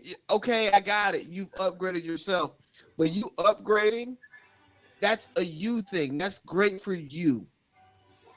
But don't come here and think like you upgrading and shitting on me is going to lead to anything productive. And if you're going to like fill your life with nothing but accomplishments, hey, women, men don't think that way.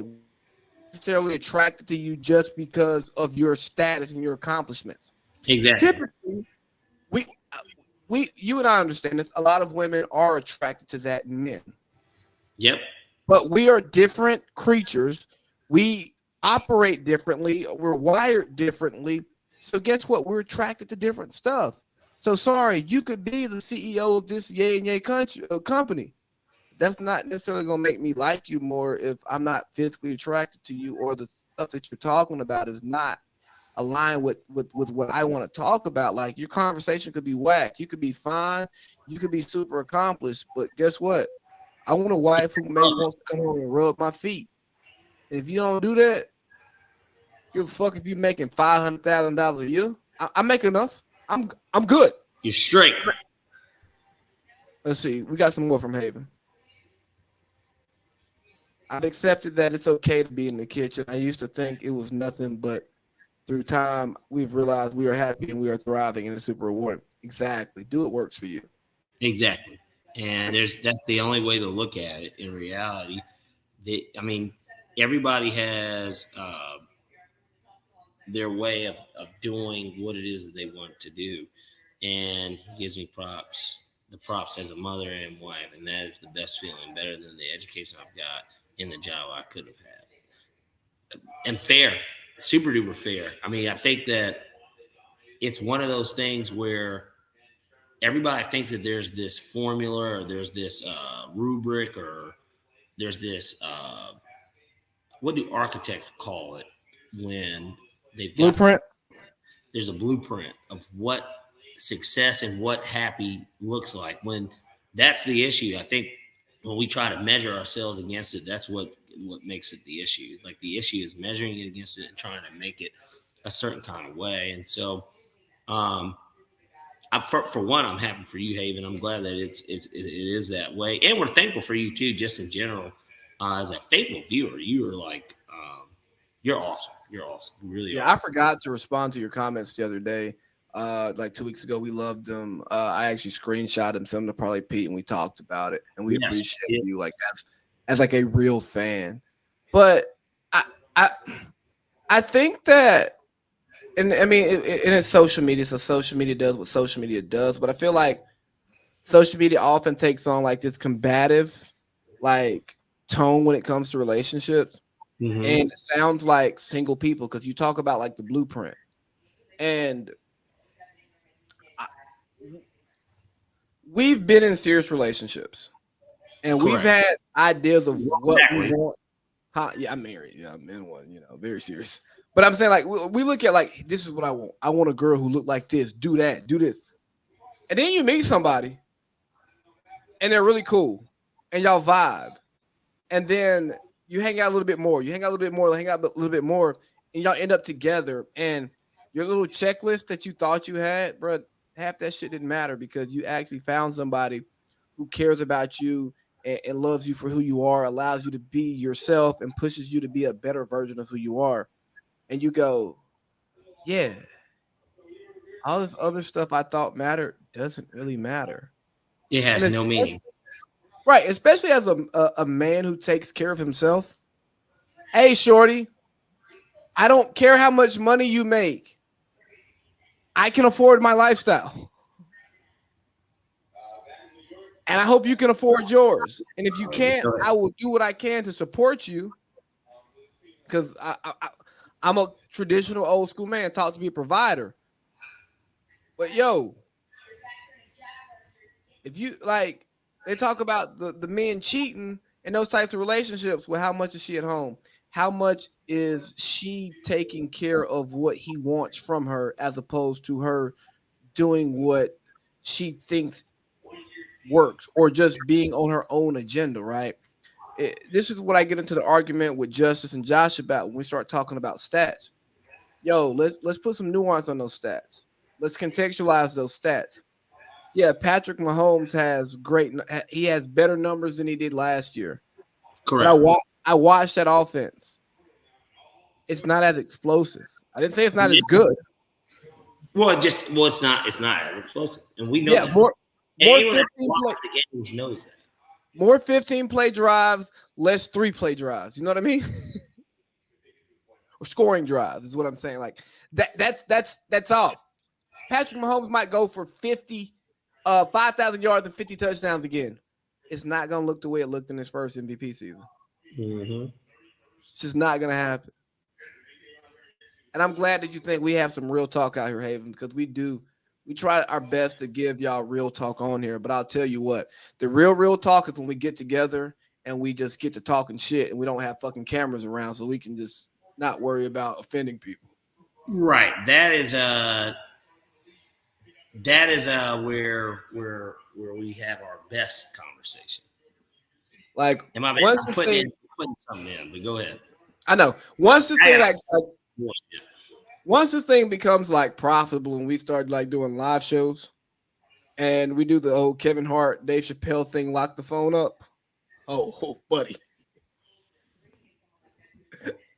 There'll be words that weren't said today that could have been even hinted at, possibly. I didn't hint at it. You thought I said something that I wasn't going to say. Yeah, I'm taking words. But words like that can fly because I've been to those. I've been to a Dave Chappelle show, and that's exactly. I know you went to the one here And I'm pretty sure that if Ashley Larry was up there, that a lot of shit flew, let alone fuck what Dave had to say. I'm talking about the other people. Yeah, Donnell Rollins, he let some stuff fly, and Dave let it fly. He was like, "Oh, y'all thought y'all was gonna cancel me, so I was gonna stop talking about a specific group of people. Oh no, I'm gonna talk about them more." Cause see, here's the thing. I'm rich, bitch. Right. Like he was telling a story about driving to his front gate, right? He's like, see, because he lives in Ohio and he lives in right. a country of Ohio. Like he said, there's Piggly Wigglies around where he lives. He's like, I can't walk from my house to my gate. I know a lot of my neighbors are poor. They don't understand that. I'm rich. I don't walk. I drive. I go. Thanks, Dave. Thanks right. for poor shaming. Keep the poor shaming. Well, he definitely let us have it. That's for sure. Oh yeah, she chimes in towards the end because it's raw. Yeah. Especially once we start to fill in the booze. Hour one be so cookie cutter.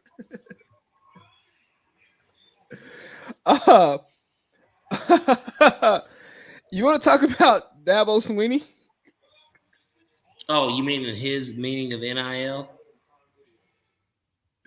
Let me see if I can find the actual post Dabo Sweeney replaced Mark Richt. What as like the Christian coach? Yeah. When did that happen? I don't know. Shannon had what's his name? Dion on his podcast this week. It's a pretty good listen. I haven't finished it, but it was a good listen. Like Dion talked about understanding that black people would never be happy with how long he stayed at Jackson unless he just never left. And then he was like, well, how much money are y'all donating to HBCUs? Like if you ain't donate no money, like he said he wouldn't take meetings with people who weren't donating money because it's like, hey, bro. Basically shut the fuck up. Like, yeah. So here we go. We got Dabo Sweeney here. Thinking through it, and I mean, for me, we built this program on NIL. We really did, and it's probably different than what you're thinking though. We built this program in God's name, image, and likeness. Thinking through it, and I mean, for me, we built this program on NIL. We really did, and it's probably different than what you're thinking. Hey Dabo, I tell you what. If you think what DJU is doing is of God, we serve different gods, my friend.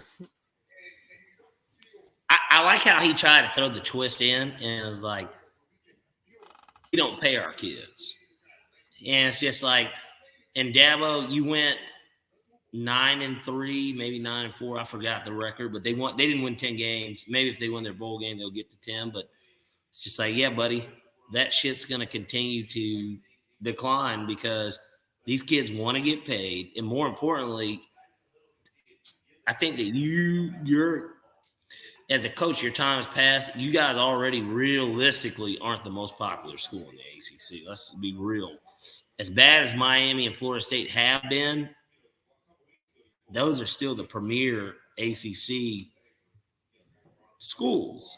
Yeah. Right? They're the ones that those should be the desirable landing spots. Creme de la creme. Florida State because of tradition, not to mention outside of Clemson, they've been the most recent to win the national championship. That's why Jimbo got such a fat fucking contract at Texas A&M. But a lot of different ways you can look at this stuff. I'm glad that Dad was going to stick to what it is that he knows, but what he knows is going to end up getting him out of the job, or either that or he's really hoping that Nick's going to if he doesn't agree with NIL, he'll probably change his tune if Nick retires here in the next 2 years or so. Oh, look here. He can't go to Alabama and think he ain't going to do no NIL. I know. So he'll have to change his tune. So, and this is my problem with Dabo. Because Dabo doesn't rock with the portal. He doesn't like NIL. Hey, sometimes you guys should get off the pot.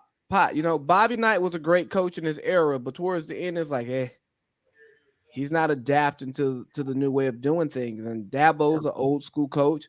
I'm no ball coach. You know, He's cut from the same cloth as your boy Herb. Herb, you know goddamn well Herb was paying them kids under the table. Well, Dabo's paying those kids. You really think Trevor Lawrence and Deshaun Watson leave the state of Georgia for free? But he's trying to make it sound like that, and that's a turn off. Even if in private conversation, he's like, you see that there? And then he knocks on the wall. He's like, it's $500,000 in here. And we came to this broken down house because we have it here just for you. Like that's Bro, look here. Or you see that McDonald's bag? There's not a Big Mac in there. But there is a Big Mac with extra cheese in there for you. Like he's not doing that. That's the way. I tell you what. That's the way with the radio interview. That's the way he's making it sound. You know, Dabo is, and I'll tell you this. I was in FCA in high school. I was actually super involved in FCA. Dabo is FCA. Dabo is Chick-fil-A. Dabo is the Southern Baptist. You know, like, hey man, we put God first. But there's also like this feeling that people who look like us gotta take a little step back, you know. Like, hey, yeah, you boys can come play for me, but we can't pay you. I'm gonna get 11 mil. And I expect you boys you need just to be come okay play. with that too. Yeah, I expect you boys to come play for Dabo just because I'm Dabo Swinney. Like I bet Dabo heard the hard R in his home as a kid.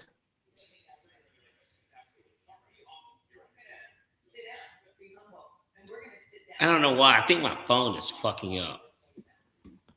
Why you can't get your bets in? No, it's odd. So we switched carriers, and basically, we have a group text or whatever. And I finally, because I think I told you I was at the Verizon store.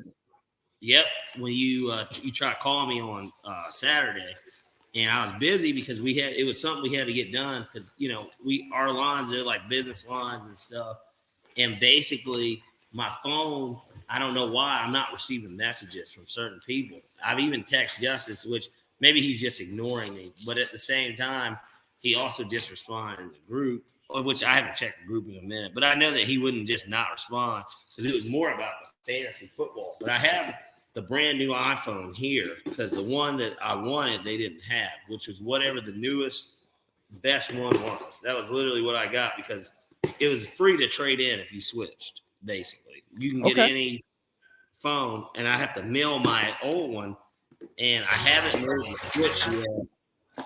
Obviously busy today, there's a lot of business stuff going on. And then I'm looking here and I see that my phone is here. Like I have the phone, right? As you can see. Got the new, whatever this new iPhone is. I don't even remember which one mine is. But I'm like, God damn, I'm like, what the fuck is going on? Like on my phone. Oh yeah, see, I was calling you to say what the fuck is going on. I knew why you were calling. And then the Vikings came back. And can you imagine what that conversation would have been like? You let Josh Holsey or somebody tell it. I was going to be sitting up, or Julian Turner. Basically, I would have been sucking Matt Ryan off. See, he's got plenty left in the. I wouldn't even. Here's the thing. The defense helped a lot with the lead, of course. Like they ran back this defense. Yeah, they ran back and they got a pick six. The offense didn't build it up. Like I turned the game off and I started watching Jackson State in the which was a great game, by the way. It was. Question for you. Mm-hmm. Do you find it ironic that cricket sponsors the Celebration Bowl? Like, I mean, it's the one HBCU bowl that's sponsored. Really the Cricket Wireless Celebration Bowl? Is that? Yeah. Oh, the Bengals clinched playoff berth, by the way. But with that, the Jets losing. But hey, who likes Matt Ryan more, you or Haven? I'm glad that there's just somebody in Hawaii that's a big fan. But probably me, just because, I mean, I've been going to Falcons in my entire life, and just the idea of I got to see what he did, like what changed. Like, I mean, I'm sure but I'm saying just to see it and be a part of it, it was a special ride. And granted, like I said, we didn't You get on the top? one thing huh? You said it Did you was a say what special I did? ride.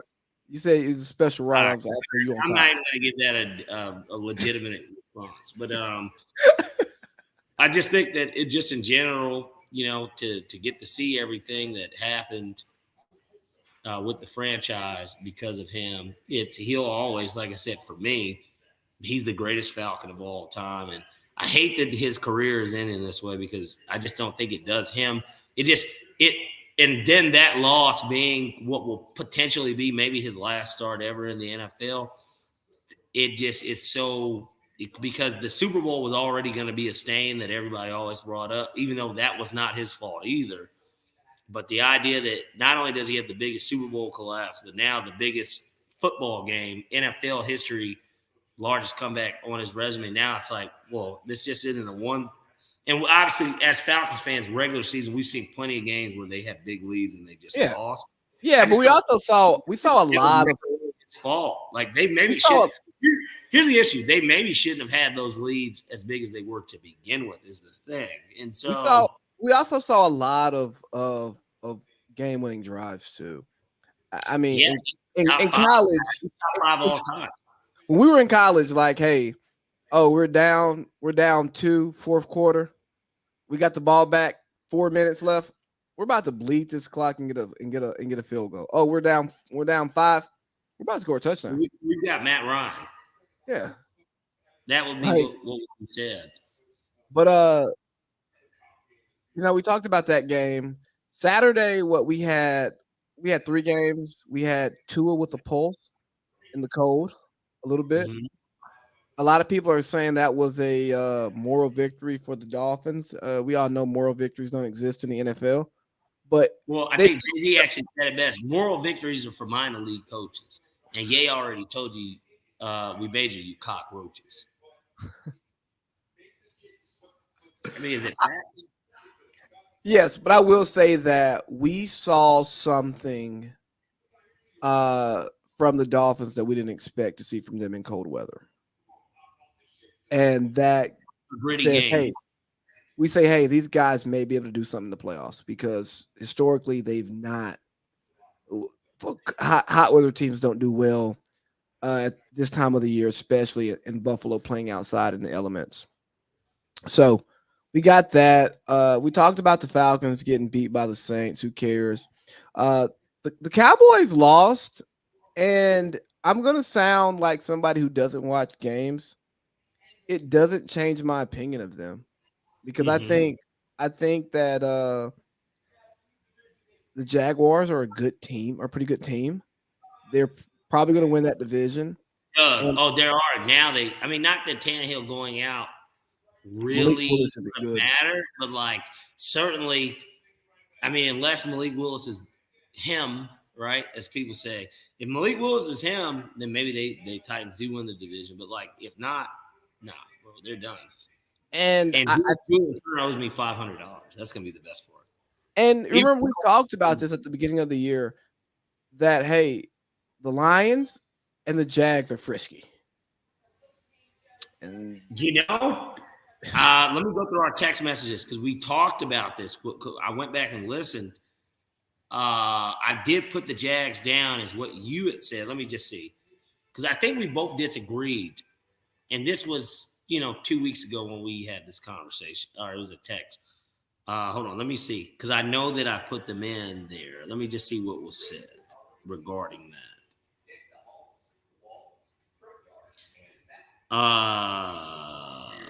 We both took the line. We both pounded Lions over 6.5, which they've got to. They got 7 wins already. So, let me see.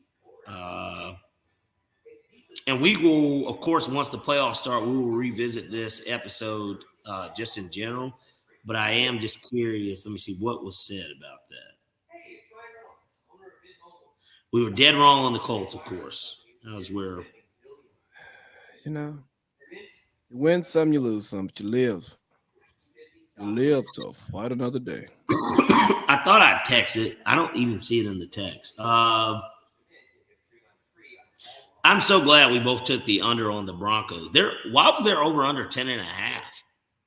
Because they thought Russell Wilson was going to come in and there's going to be a great team. I don't know. I know he was the favorite. Like they said, I think money. It was either the money or the bets were on him to win MVP.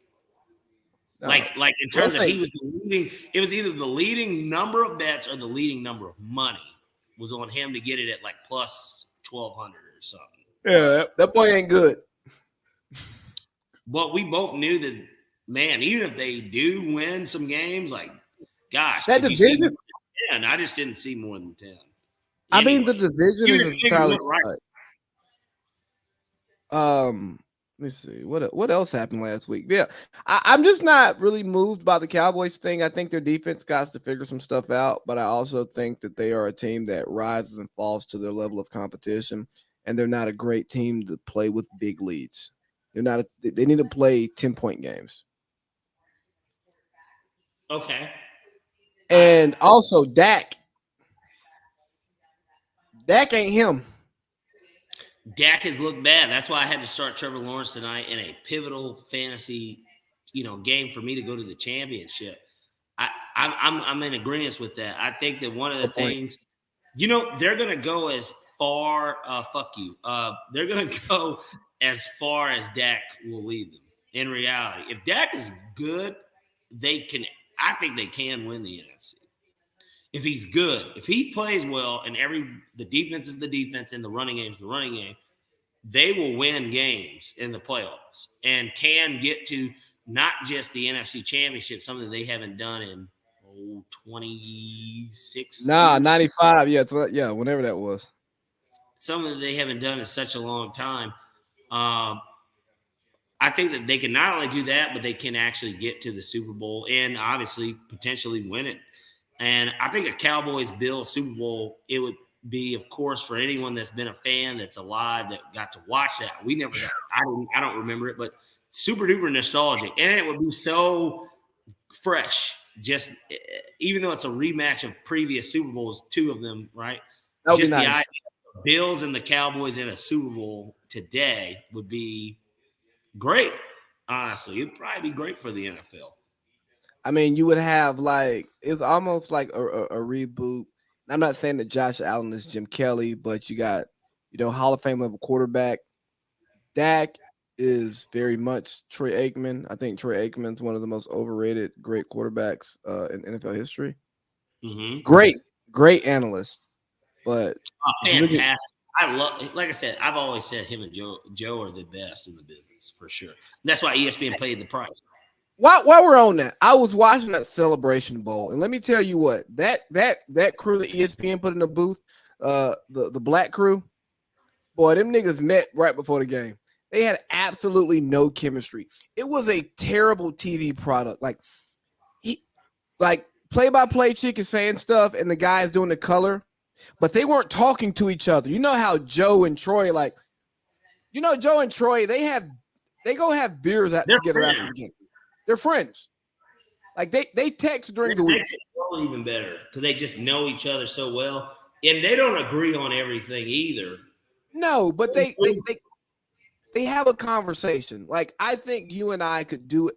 We could live stream a Falcons game, and people could say, I don't know if I like their analysis, but those motherfuckers got chemistry. Yes, there's chemistry, and then more importantly, they know what they're talking about. Right. They're just not just pulling shit out of their ass and just saying it. I'm like ESPN, you have a gang of analysts. Hey, send Orlovsky to this game. Send Booger. Give us some of your names. Don't send me these random. Dan is so bad. Well, Dan said today on First Take that if he could quarterback the Jets to the playoffs, and Stephen A. Smith told him, you got to play in bounds to do that before you. And I'm sitting there like if you saw Swagoo when he said it, he was like Dan, don't get on TV and act like you was good now. boy, he was trash. I mean, not that Swagoo was great either, but you know. Yeah, he got a little bit more. But we can listen to him. Here's what I like. Here's what I like about Fox. Let me go just below Fox real quick. Pause. They hire top end talent. Like their pregame, their pre-show, the one that nobody watches because they're probably at church. Mm-hmm. Charles Woodson and Michael Vick. Their actual show is what? Michael Strahan, Jimmy Johnson, Jimmy Johnson, Terry Bradshaw,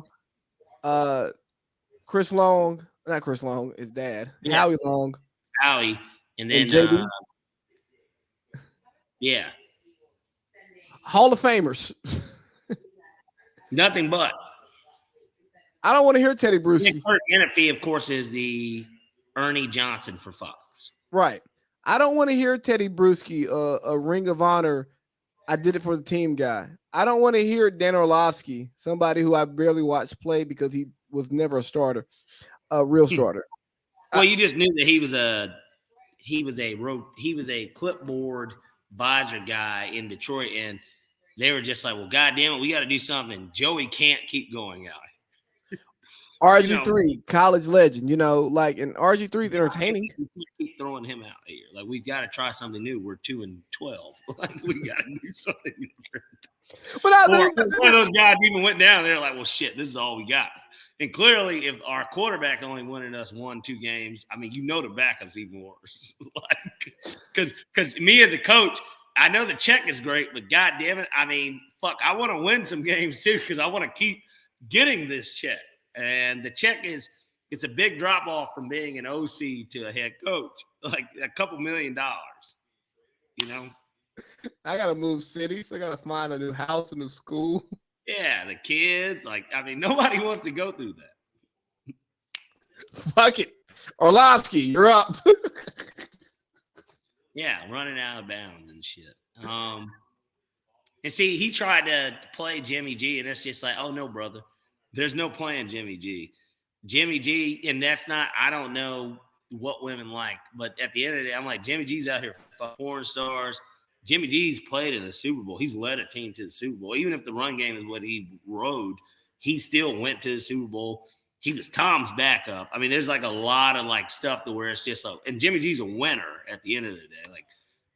Nobody can take that away from him. And even on that play, but I probably should have had some better field awareness, but it wasn't as bad as Orlovsky because Orlovsky was clearly out of bounds. And even out of his peripheral, he should have known that he was standing on white and not green. So, and he kept running until he stopped getting chased by Jared Allen. And Jared Allen's like, idiot. Like, he's like pointing. Like, like dumbass, you're out of bounds. Safety. Like, if anything, Jared Allen, that whole play was probably thinking to himself, they better credit me with a sack on this play. Like, I need to get a sack because of this. ESPN really tried to Booger McFarland on Monday Night Football. Yeah. They and the Booger Cam. and they also gave us Jason Witten with hair. I mean, I've never known Witten to be a TV guy, but because he's a Cowboy, naturally they're like, well, we could slide Witten here, and he's a Hall of Fame tight end, right? I mean, am I frozen? Your shit is fucked up. I'm not gonna lie. Yeah, no, it's through Witten on TV, and I'm like, why is this nigga on TV? Because it's Witt.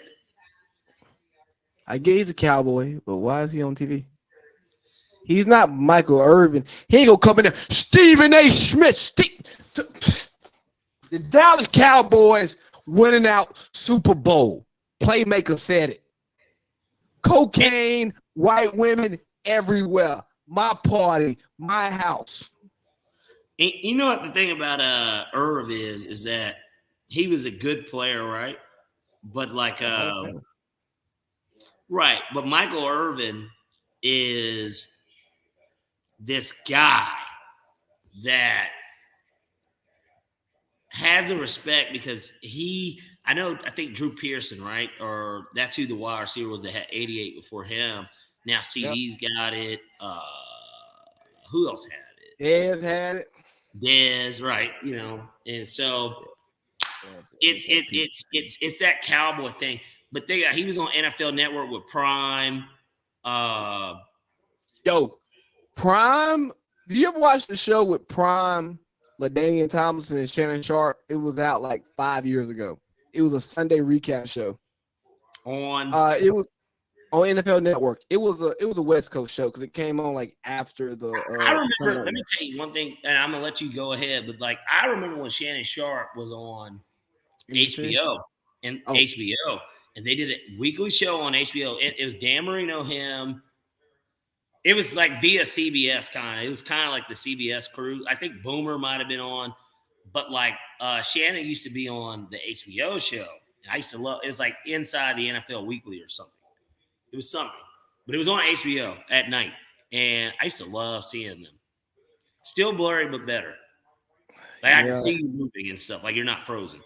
Yeah, no, it came back in and went out. Like this Albany internet is terrible. That's not my business. You need to tell these motherfuckers to go ahead and get that goddamn fiber. Get going. I'm telling you. Make a complaint to your local congressman. You know what? I know a few people at the Chamber of Commerce, which means I know people who work at the mayor's office. I need to go make some damn complaints. It's just out. Yeah, it'll be the only thing that'll change it, right? Hey, but you know what? We're talking about Shannon Sharp, right? Yes. He's the most decorated everyday talking head like ever. I love Shay, 3-time champion, Hall of Famer, retired as arguably the best player at his position. Yes, when he retired, sure. I mean, Kellen Winslow, I didn't watch Kellen Winslow, but I know statistically he was up there as well. But like, became a talking head. The only other competition he really had was Chris Carter. Tony G. Well, Tony G. I'm talking about talking head, talking like player turn, like talking head. Tony G lost a lot of games too. I'm a shade over Tony. Yeah, G. but Tony, we got to see him here. I love it. Tony G is. I mean, if somebody asked me who's the best tight end I've ever seen play, I mean Kelsey is definitely getting there, but like Tony G, but in his old ass age was so productive with the Falcons, like it's ridiculous. Like think about it. You probably wanted Tony G to get the TD more than I wanted Tony G to outside of Julio getting the ball in the red zone. Like if it's 3rd and 7 on the 8, you were like, oh no, this is Tony G. I wanted Tony G to play another year or two. It wasn't, and Julio you maybe wanted, but like because Julio was so much younger, but Julio's obviously not a touchdown guy. Tony G was the guy, and we knew that he was sure-handed. Like as long as Matt put it in his vicinity and nobody else could get it, Tony G was going to get it. Thank you. Here's the thing, man. I think that Travis Kelce, he's gonna have all the tight end numbers, and I think our kids' generation is gonna like have this overinflated view of Travis Kelce because they didn't watch the games. Right. And don't get me wrong, I think Travis Kelce is great, but Travis Kelce plays in a different NFL, less running, more passing. There's nobody who can really match up with tight ends because of the nature of the position. They don't have to stay in and block. Travis Kelce is the best tight end in the league today. He's not Gronk. He's not Gronk. He's not. But I would argue that Kelsey's better than Gronk. I think that he will go down as better, and I know that he'll be remembered. He'll be remembered better than Gronk. But here's the thing about Gronk. Gronk still had to do the other side of tight end and be a blocker. You want to know another thing that I think stains Gronk for me, just as a viewer, is that Aaron Hernandez was the better tight end to begin with. To start, he was better than him when they came in the same year. So like he was, and Hernandez got drafted after him. Hernandez was a better tight end than him on the Patriots. Hernandez was catching bodies on the weekend. He was, but at the same time, I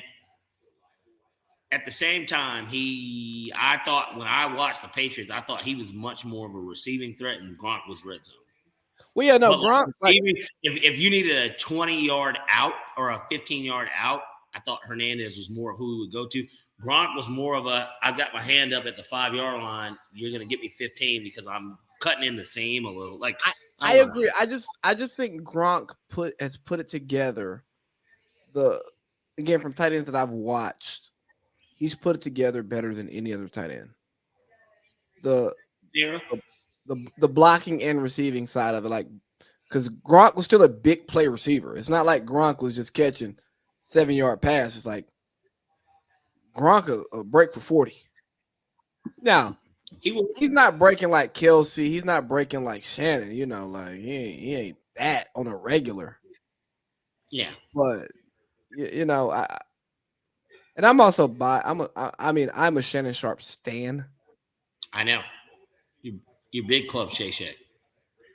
I mean, yeah, I got a Club Shay Shay. We got a bottle. I mean, we got the flowers in the way, but I got the box from the Club Shay from the Shay Shay bottle in here because collection.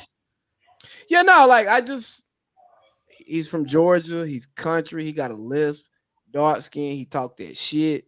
Smoke black and mild. I don't smoke black and mild no more. You know what I'm saying? Like he just embodied a lot of stuff that I relate. Georgia boy. He embodies Georgia, and he's actually doing it on a national level.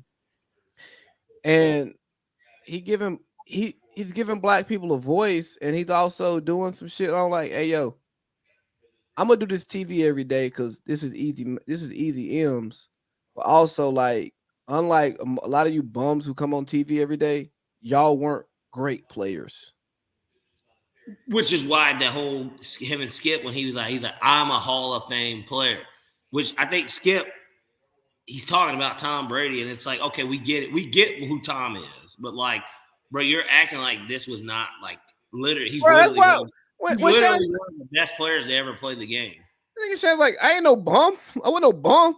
He's like, I'm an effing Hall of Famer. Macho, bro, or Marcellus Wiley. Like, don't put me in. Just because I'm talking TV too, like, don't put me in that category. Yeah, when he said I'm an effing Hall of Famer, I like, oh, Shay mad, like, cause you know, like Shannon, he don't be flexing this shit like that. He just come in and do his job, and then when Skip told him to put his glasses on, Skip got checked. Skip got checked during the commercial break for that. Oh, I thought it was disrespectful. Because if you listen to Shannon talk, Shannon can fight. Like, Shannon can fight. Like, I've listened to enough stuff where he said, "Yeah, nah." He said that to me. We got a hit, and I go, "You just ain't gonna keep talking about having a hit or what you did when you was younger and y'all had the hit." You put foots in niggas. So hey, Skip. And don't ever tell me I know it's TV. I know it's entertainment. Nah, bro. Nah. You know the woke black folks said Shannon should have quit. He should have walked off set. I'm not gonna lose money over something like that, but like but as a man to man, I definitely am like, hey, look, camera's not on now. You need to chill out. like, bro, I get it, ratings and Instagram a reel or whatever for that, but let's stop this. Like, you're trying to talk over me. Remember, you didn't play in the NFL, and not only that, let's say you did play in the NFL, you certainly didn't play as high as the level as I did. Like, I'm in the Hall of Fame. Like, if you went to Canton, there's not shit about you in there, even as a reporter. Like, I'm in there, like, for what I did on the field. Like, I'm a part of the reason why you're able to come to FS1 because, yes, you built your name at ESPN and what you did in Texas, like when you were a reporter for the Cowboys and 90s and all that other stuff. That's great. I've got some Super Bowl rings, and I don't even have to explain myself to you, like type shit, like for real, for real. Like, hey, dog, you could come in the locker room and ask me for a comment after the game, and I could say, we play hard, and I'm going to leave. And you got to take that. Right. And you can go complain to the PR people, and the PR man ain't even going to tell nobody about it because I'm him. Like I'm really him. Like, one of the best segments when Tony Gonzalez was working for Fox, and they were bringing him in and stuff. He was doing like the Fox car wash. Mm-hmm. Him and Shannon got to arguing one day, and again, they played in the same division. They get to going back and forth, and then Shannon get to the point was like, "Well, hey, what did you win?" All this talking, like, yeah. They threw the ball. They threw the ball to you every play. Who did you play with? Who did you beat? Right. I got 3 of them. What's up? And then Tony sitting there like, oh, I got all the stats. But niggas want to win. Don't nobody want to play a sport, just get their numbers and lose and be happy. Exactly. Like you'll say, well, I got my numbers. And that helps you cope with it, but you want to win. Exactly. And the way that Shannon could check Tony, who was the quote unquote GOAT tight end when that conversation happened, it's like, hey, yo, Skip Bayless, bro, you cannot talk to me like this. Because for one, I can beat your ass. 2, I get paid well. I ain't a broke ass athlete. I'm good at this job, by the way. Like, I've been on TV since I left the league. Like, he retired. Shannon retired because they CBS said, hey, we got a spot open. And Shannon was like, I could play 1 more year, but this job ain't gonna be open. Right. I'm tired of meetings and practice. I've done enough. You know what I mean? And and we didn't talk about it when it happened, but the whole idea of you're mad because he's playing longer than you. Nigga, what? Like that'd be like the disconnect of like media and players. And it really be showing me who in the media even played in high school. Skip Bayless, you ain't played football if you out here thinking that somebody is mad that somebody played longer than them. And I think he played basketball was what he did. Yeah, he was Water Pistol Pete, according to Jalen Rose. Right. And you're looking at Shannon, like, bro, Shannon played 13, 14 years in the league. Bro, I had a long career. I'm a Hall of Famer. My brother's a borderline Hall of Famer. Talk about really is a Hall of Famer, but his career got cut short. Right. He's a Hall of Famer. Have you seen his numbers? Sterling's numbers? Yes. Yeah. Nah, he was giving Michael Irvin 1,500-yard seasons with like 10 touchdowns. I was like, bro, he's a Hall of Famer. Yeah, no, he was giving like Michael years. Like he was giving Michael Irvin and Jerry Rice to work. You know what I'm saying? Like, nah, bro, like, nah, he was him. Yes. Well, Hey, put in those terms, yes. We didn't talk about the world. We haven't talked about the World Cup yet. We haven't talked about the Suns, and we're at 2.5 hours. The Suns went for cheap, I think. But did you see they only got 60%? Oh, I didn't see that. So $4 billion. They got it from obviously all of Sarver, who's the majority, and then there was like somebody else whose stuff that he could control to where, well, we're forcing you to sell type shit. They only got 60%. So $4 billion. I mean, for 60. Well, I said it's gonna go for around 7. That makes sense. Yeah, 60% going for 40. That makes sense. Now your brother had an interesting comment because seeing that the Washington football team, that price was getting ran up, and he said, "Thank the Suns," and I'm like, no, we're talking about the nation's capital and the football team who has a real fan base. If somebody decides to care about the team, Yep. uh, they're gonna go for somewhere between, I think, 7 and 10. And I Too haven't much read the reports yet. an attractive destination, and it's a pro football team, which they don't go for sale all the time. Because typically, even if it'll get passed down. Like I don't know.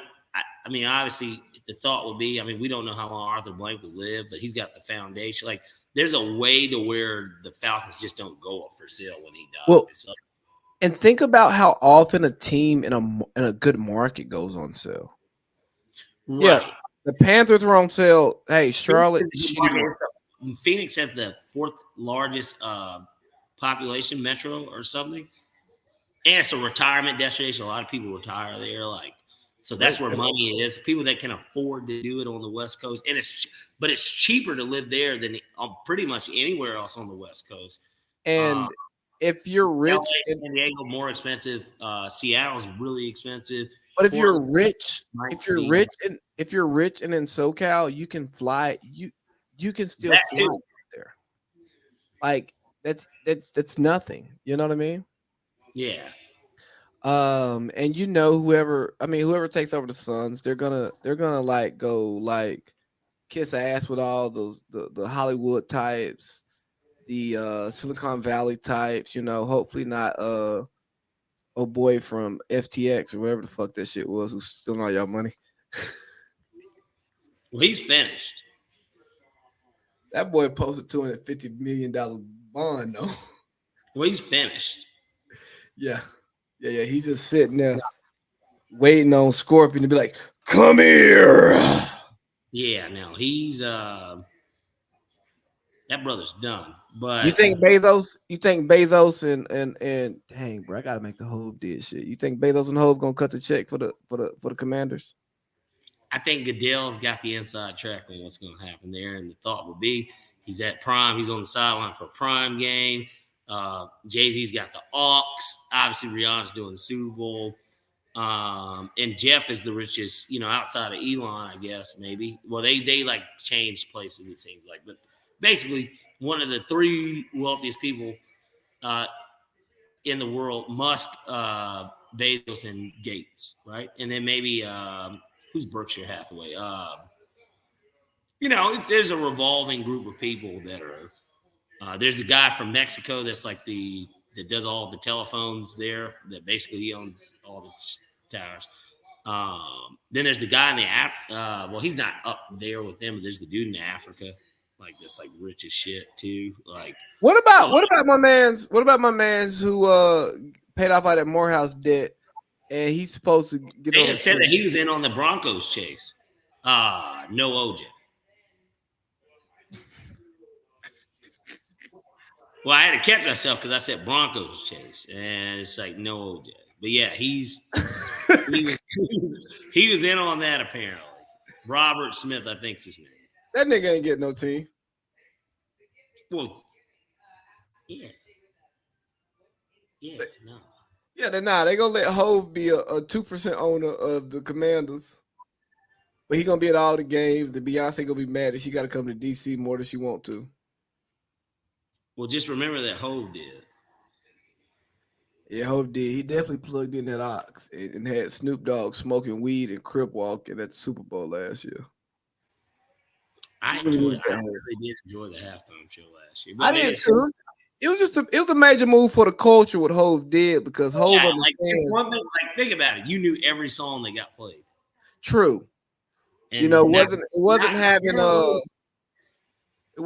punk ass Adam Levine headline the Super Bowl in fucking Atlanta. That was a travesty. Well, and they gave Travis Scott a song and a half. Well, and then Big Boy and Sleepy Brown got to come in and do. Here's the thing, though. I like the way you move.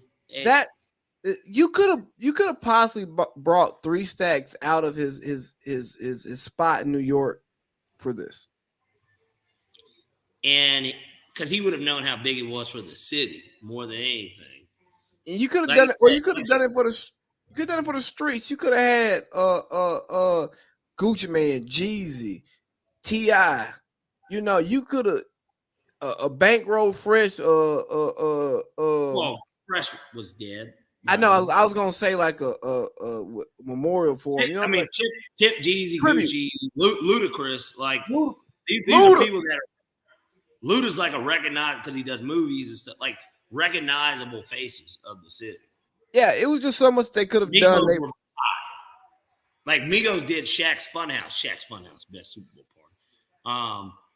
Did you go? Yeah, I went.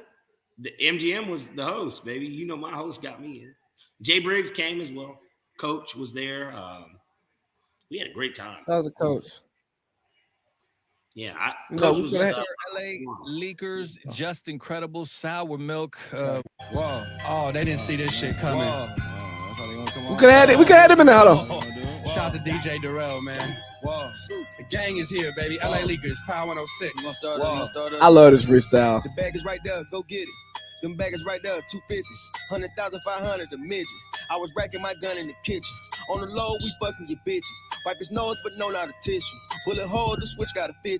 Rich is cold, you think it was Christmas. Nigga, know that it's up. Fucking that bitch in the back of the Maybach, I told her to put the seat up. I'm not gonna go to the internet, I'm about that dash and it's time to meet up. Broke niggas know we not in it, go get some bigger red, time to eat up. Call my young nigga, he spinning that, he wants some strike with the gang of Adidas. My man, I forgot to mention. R.I.P. He was still running up chicken, whipping that shit in the kitchen. You make a mention of niggas that make you missing, don't do the snit dissing. I'm starting to think niggas will pay as you niggas some bitches. While you niggas run out of money, my niggas gon' get it, cause every day government printing. How you gon' get it? Just send me the ad and my niggas will ship it. A million, 20s and 50s and 100s sitting on the floor, look how I swim in it. Don't wanna get popped, don't open your top, you better move militant. They talking about COVID when I heard the news, I started sipping the remedy. If I got an op and you say you my brother, then it better be your enemy. I'm taking them back to the band, way back when the nigga was breaking the entering. They with the tree like a Timberland. Lady got guy in that Kimberly. Capital jumper be snitching, these niggas be snitching, they acting real. It's time to move righteous, I'm moving precise. As I look at my schedule, no time for no wifey. Hit her like crap of the seal of 3 dice. Hit double tapping, you niggas gon' like it. It's just a little post, you niggas ain't piping. Fitting in the strap in the Cinnabon biting. Baguettes in the cross on an iced out Christ. I put it on God, I put it on life. 3 wheels pulling out the parking lot, bitch, and them look like I'm riding on a goddamn trike. Simple, nigga ain't gonna get popped, it's simple. Bitch, I'm setting up shop in the middle, I'm having credentials. You a dud, I had to go shrimp them. Birkin buds, I had to go trim them. I ain't wanna kill them, so I dipped them. Mama, she said, just lay in the bed if niggas ain't got no pots to piss. Back in the day, I was having to act. Young niggas killing their kidneys off tricks. Straight out the mud, they showing the wrist. My diamonds hit, these bitches flinch. I put this shit on, not dripping, not drenched. Finessing the back like the Grinch. Come on, man. Them niggas can rap, bro. Fuck what niggas be saying. Wade was actually saying some shit. Yeah. I mean, they don't usually rap like that. He's the one that, you know, isn't. If there was somebody we had to say like lyrically, but he honestly had some bars there. Bro, I love that LA Leakers freestyle, bro. Like, all 3 of them went crazy. Did you watch any of the World Cup on Sunday? So I woke up. I was partying late. I'll say that much. I woke up. I caught probably from the 70th minute on. So it was before Mbappe obviously made the 2 goals, and then Argentina scored again, and then Mbappe gets another one. Based on what I've read and then just what I did get to witness, boy, talk about Desmond Ritter and Andy Dalton having to follow that up on Fox. If you lived in the Georgia, the Atlanta market or New Orleans market, I mean, boy, that was going to be hard. It was going to be hard. But I did get to catch the end of it. What I took away, I'm not a big soccer follower. Obviously, I put money on it sometimes. But, like, Mbappe's like 24. Yeah. That boy is next. Yeah. You're right. We basically capped off Messi's career, essentially, to a degree. It's been capped off because he got the last thing he needed to make him be, him or Pele or Maradona, or what's the guy's name? Yes, it's Maradona, the other Argentinian. Yeah. Of course, but I think that he definitely put him and Ronaldo discussion to rest. Yeah. Ronaldo came off the bench or got benched, whatever in the world. Like, yeah, come on, man, you ain't me. I'm him. But now, what I took from that was Mbappe put France on his back, and France folded because I watched some of the first half, watched some of the second half. I was at work when the shit was going on, and then we watched the end of regulation, extra periods, and then the penalty kicks. The one thing that was very telling was during the penalty kicks. Mbappe, he wasn't with the rest of the team during the penalty kicks. They was all huddled up. He was by himself because he like, yeah, I hit mine. I done scored. I done put a hat trick on these niggas. Do you niggas have a pulse? Like, hey, I put the country on my back today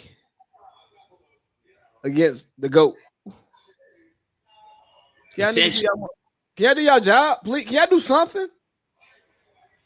They couldn't though. No, they couldn't. Do you think they're comparing that one save where Buddy hit it with his thigh from Argentina to the LeBron block? I think that's so that is funny because that had been brought up in comparison. Yeah, yes, because because that was a game 7 too. So it was a winner takes all match, right? So like, I think that they can be put that way, and it was I don't play soccer, but I know that was that save was harder than the block. Better in reality, but to me, that play for LeBron is also his signature play. Like Jordan's signature play is crossing Russell and hitting it in his last shot as a Bull. That's his signature play, crazy enough, right? Like of all the plays that Michael Jordan made, that is literally his signature play. That block is LeBron's signature play. That's his biggest, the biggest moment, as weird as it sounds. I mean, that's a moment, right? But to me, LeBron scoring all those points against Detroit was like his biggest moment. But like, because I remember watching it like live and not believing how well LeBron, the fact that he was making shots that he typically he never made. But the block is also his signature play of his career. So like, I don't know. I think that block was bigger, but like in the grand scheme of a career, because the goalkeeper isn't LeBron James. So I think when a player of LeBron's stature makes a play, it's bigger just because it's him. As opposed to, but in terms of in the moment type play, I don't remember the score of the Golden State game when that happened. I don't remember if they were down 3 and maybe it was tied. Yeah. So even if Iguodala gets goaltending or scores, the Cavs can tie it up. Like, you know, the score was tied because like nobody was scoring. I remember I was in Newport, Rhode Island watching this game at a bar.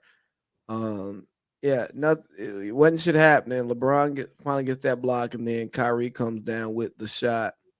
And let me tell you, we didn't talk about that list that the Ringer put out, where they had Kyrie ranked as the number 66 player in the NBA, which is just y'all's website should be shut down for a week for some dumb shit like that. Like y'all should be, the Ringer is misinformation when you put out shit like that. I'm sure somebody made a call for you and told y'all to, down Kyrie as much as you can, but that's a conversation for another day. You ain't got to like him. The Nets are winning games, and they're a fucking good team. They've got the players to be a good team too, though. Right, but it's all coming together. It's coming together.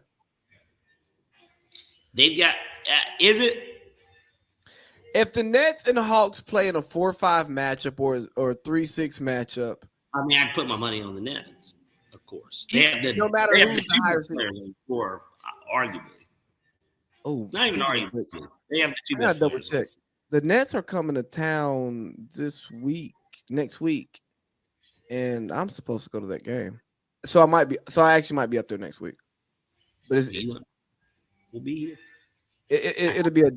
It'll be a day turnaround. Like I'm gonna come to the game, then sleep, go back to Albany. The Benny. But Did you hear anybody? Did you hear the people complaining about France having all the black people on their team and Argentina having like no black people? And then I did see saw that because I was like, nationality wise, if they played for their teams, like these nations would be great too. And I've heard that so many times, even with basketball, right? Like Giannis Antetokounmpo playing for Greece. Granted, big, but he's Nigerian, right? So they're like, well, why didn't he play for Team Nigeria? Like, because them niggas suck. They suck, and then more importantly, the nigga from like these motherfuckers. It ain't like Mbappe don't like. Let me look it up. I'm curious as to when did he was he born in France? I'm just curious. Even if his nationality, let's see. Yes, he was born in France. So it's just like, can we be? I mean, what are we so upset? I mean, at that point, then talk about every NBA nigga that plays for Team USA. If we want to go that type of length and be like, well, what's his background? Like the fuck, like these woke ass social media people. They just need to just cut the crap and say, hey, I'm an anti-white racist. Just call yourself what you are. You're anti-white racist. You don't want white people to get anything positive from black people. Yep. And just say that. I mean, that's what they are. Just like, how dare these guys play for France? Well, what if they got French citizenship? What if the French national team is offering them more money? What if the team that they play for is like, hey, Mbappe, you play for PSG. You already know. Nah, fuck where your parents from, nigga. You going, you know what I mean? Like, you don't know the politics behind it, or maybe these guys want to play together because they know each other and they get to do that under playing for the French national team. Right. Like, here's what people don't talk about. There are Americans who play overseas and then they get citizenship to that country that they play in, dual citizenship, so they can then play for their national team. That ain't Pete. I mean, snitching ain't P either, but Gunna did that too. Well, point being, it's just that like niggas be having these strong ass opinions about what other people should do, and it's not applicable to their life. They're not taking those same strong stances. Like, oh, why ain't nobody standing with Colin Kaepernick? Keep going, by the way. I need to piss. Give me one second. Got it. Keep going. They be like, how come niggas ain't standing with Colin Kaepernick? Because they don't want to lose their paycheck. But everybody's not built to be a martyr. We got martyrs out here, and shout out to the martyrs who are going to do that. They take that chance, but everyone else isn't built for that. Or that shit. I know I was born in the right time because I would have made it back in slavery time. Hey, you would. Your ass would have been picking cotton just like the rest of us. Or if you decide to be a rebellious one, like, are you rebelling against what's going on in popular culture today? I ain't saying talking about it, because we can all complain about the overseeing mouse when we get back to our quarters or while we working. But are you actually Are you taking action towards your complaints? If you're not doing that, your ass would have been picking cotton too, or folding clothes, or making tea, or making dinner, whatever the you had to do on the plantation. Wow, that sounds terrible. But now, whatever you had to do on this plantation, you're gonna do that anyways. So, like, think of this stuff in the same way, man. Like, yeah, it would be great if these African descendants played for their home country and it would show that, hey, Pan-Africanism is great, and we're going to celebrate who we are and where we're from, and that's how we're going to dominate. But if I'm in Bop and I grew up in France and I speak French, and yeah, my parents or my grandparents are from wherever in Africa, I ain't from there. My daddy is from New Orleans. I'm not. I am from Cartersville. Why? Because I'm not my daddy. I am me, and I am from where I am from. Same, boss. Oh, but it's okay because it's in America, right? So for those of you who want to push this narrative of I pro equality, this and that, and I'll just say that you are pro black, you're pro Pan African, you're a black supremacist, and put that shit out there. Just put it out there. I mean, you want white supremacists to tell you that they're white supremacists, right? You want misogynists to tell you that they're misogynists. You want feminists to tell you that they're feminists. Well, say that you're a black supremacist. And whatever that does for you, whatever that gets you, let it ride.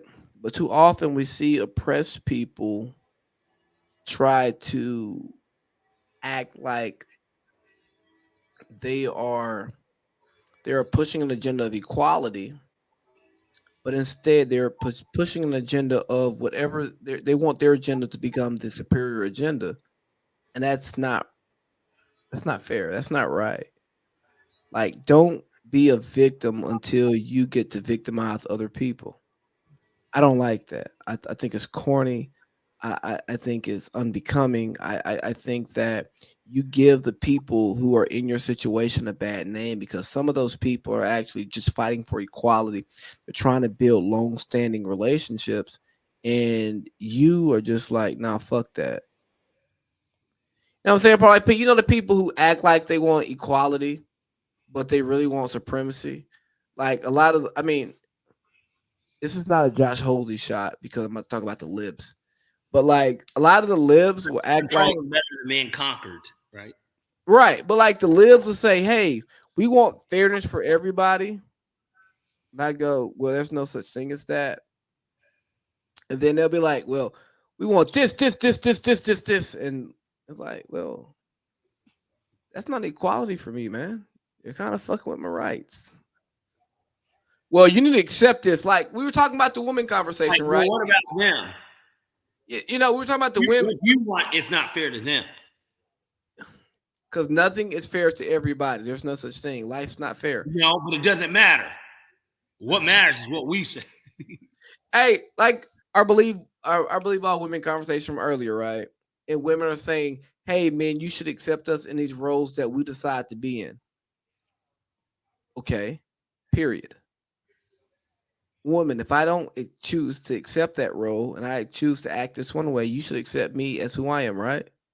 Don't ask me to accept you if you're not going to accept me. No, basically. Hey, dog, we got to stop letting single miserable people speak for like large groups of people because y'all motherfuckers don't know shit. Y'all ain't compromising for nobody. And you and I have off mic conversations about the compromises that we make for the important people in our life.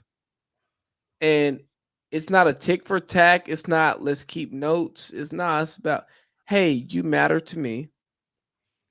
I want to keep you in my life in a positive way. So I'm going to adjust my decision-making process in order to facilitate that. Exactly. And I think Haven earlier made a great point too, because that's exactly what she was kind of speaking on, right? Like, yeah. Sacrifice and the belief in one another. Like those are just like things that are invaluable because the best part about it is if it doesn't work, you can always pivot. Like there's still more life to be made. Like there's no, shout to Ryan that's Clark. not the end game. There's no end game there. And then as I said, it is an end game. Well, then, you know, in a case of like that, if you're married, then now you just get a divorce. Like, I mean, like there's so many different doors that can get opened when you at least just try things. And I think a lot of people aren't willing to try things and they're not willing to compromise. So that's why we, as a society, we can find ourselves in a situation like. And most of those people who aren't willing to try things and aren't willing to compromise, those people have small friend groups and their friends think the same way that they think. And they're probably alone because guess what? You don't have people challenging you. Like, exactly. What makes the locker room such a great place to go hang out is we challenge each other. Like you and your blood brother will argue points in front of other people because it's like, yo, no, nigga, I don't agree with this shit. Like it's some bullshit. Right. And I'll call you out for it. And guys who are like close friends, I mean, wedding party guys, best men, like all this stuff. We're like in the same group text, and somebody says some bullshit, they're gonna get called out for that. They're gonna get called out for it. They're gonna be held accountable, and as they should, because unlike this perfect world that a lot of people want to live in, this whole I want to have sexual freedom, but I want to be judged for it. Nah, bro. Go ahead. You fuck the crew. Somebody gonna call you a hoe. You know what I mean? She was embarrassed for her man. That shit was. I'm like, all right, so he didn't know. like, where the fuck does the embarrassment come in? Like, hey, not to mention you lying. The embarrassment is that you're lying on national TV. So then for him, he's got to think, shit, if you lied to Robin Roberts about it, you never told me about it. What else have you done? And then Elon Musk can make a tweet and it not be true. Elon Musk can tweet out, I had Megan Thee Stallion on a handstand in San Bernardino. I mean, like you know what I mean? I think you remember Gucci had said something about Nicki Minaj. He tweeted once and was like, we were fucking her in a Motel 6 or something. And then there's the Angela Yee thing. Like, there are these things where people can just tell the truth. And, like, think about it. That's where the Gucci meme comes, where he made the face. Because he's just like, you're really sitting here, like, acting like it didn't. It doesn't matter that it happened. Why are you acting like it didn't? Sorry. I didn't think it was going to be that loud. Nah, I by the way, I believe Gucci. The Nicki Minaj one is believable, but I don't think that did happen. Personally, maybe it did. I definitely, whatever the Angela Yee thing was, I know that nigga wasn't lying about that because he's sitting there in the room talking about it. And it's just like, you're just acting like this because we're on fucking radio. You know, goddamn well, and it's something that people didn't know about. And that's what nigga, he like tweeted about, and like, but it was like when people were like, maybe he's got some. That's when Gucci was going crazy right before he got locked up. It was the Gucci. It was Fat Gucci that tweeted that. Too. The Angela Yee thing, I definitely think it happened because he wasn't even like being salacious. Like she just flat out like nothing like that was even remotely that had happened. Yeah, like she said something crazy to him. He like, whoa, hold up. Nah, now remember what and because he said it to her face, and then he got banned from the Breakfast Club, and then Charlamagne did the interview. And from that point on, we knew Angela Yee was leaving the Breakfast Club. You go, yeah, he wasn't lying. Yeah, I certainly believe that he wasn't lying. I definitely didn't think he was lying about that. Now, the Nicki thing, I'm not saying it didn't happen, but that was only because she seemed super select, but to begin with, just seemed super duper selective.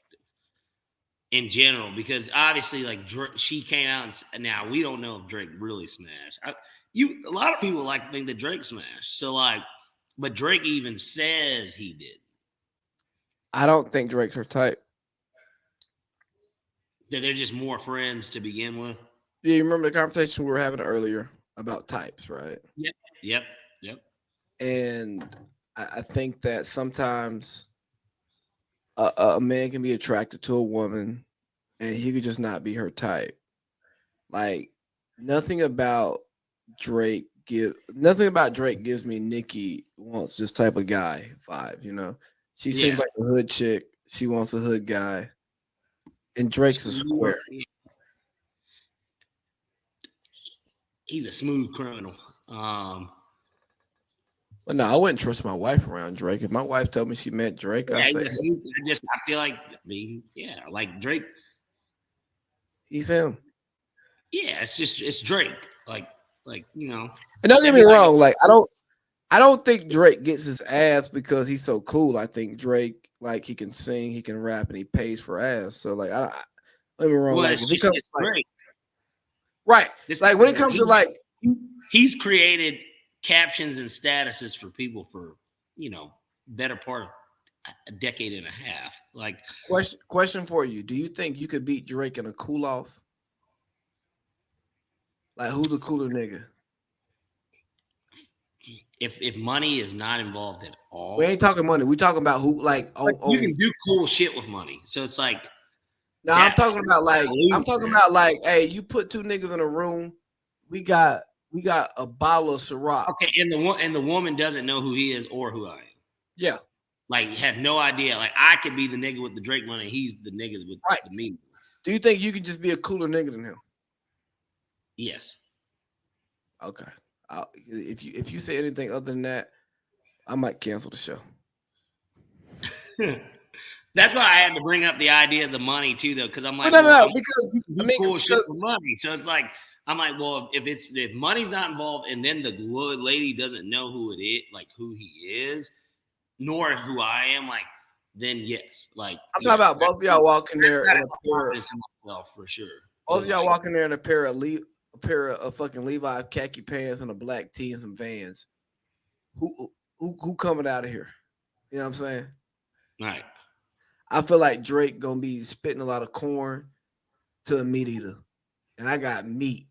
Is there gonna be some heat behind the corn and making it popcorn, or like what are we? Nah.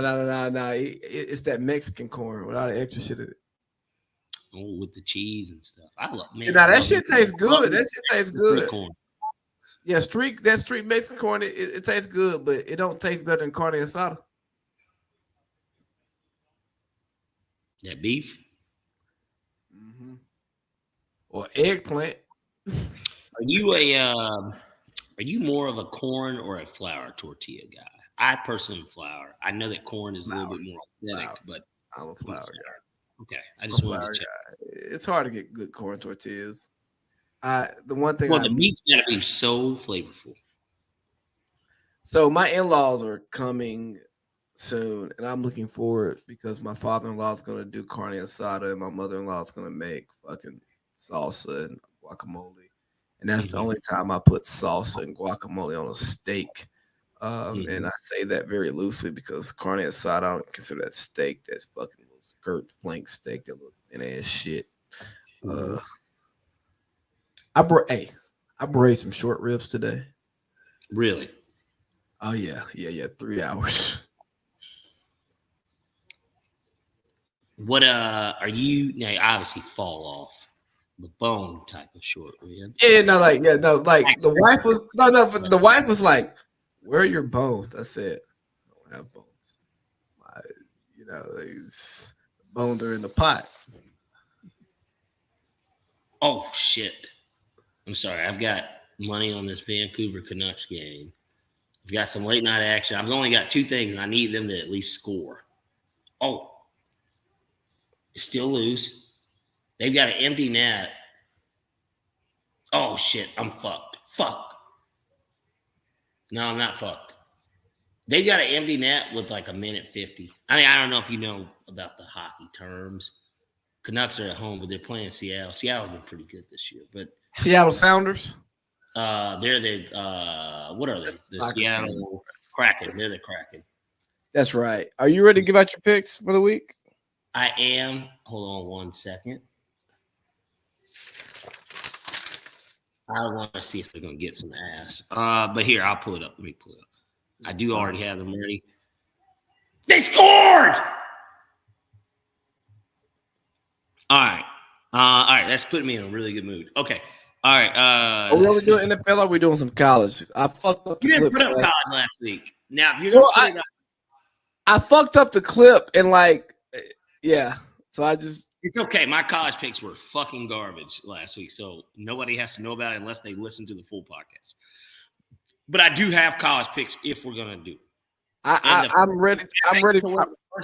I make it to where the first game wouldn't be until Saturday, but then you're double posting tomorrow. That's fine.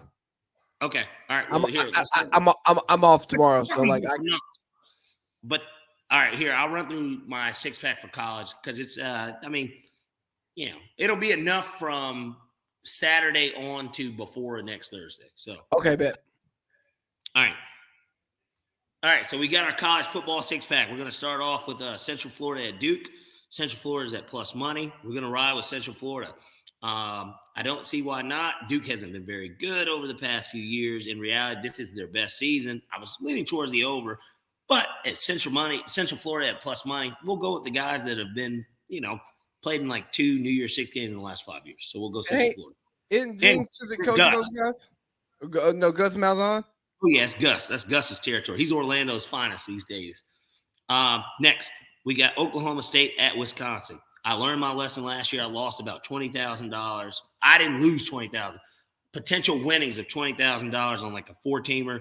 And I went against Wisconsin because I thought Herm Edwards would be able to put points on the board, and he didn't. So we're going to take the under in the Oklahoma State at Wisconsin game at under 43.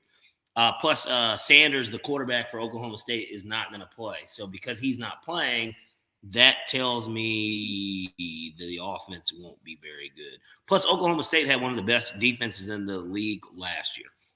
Under 43.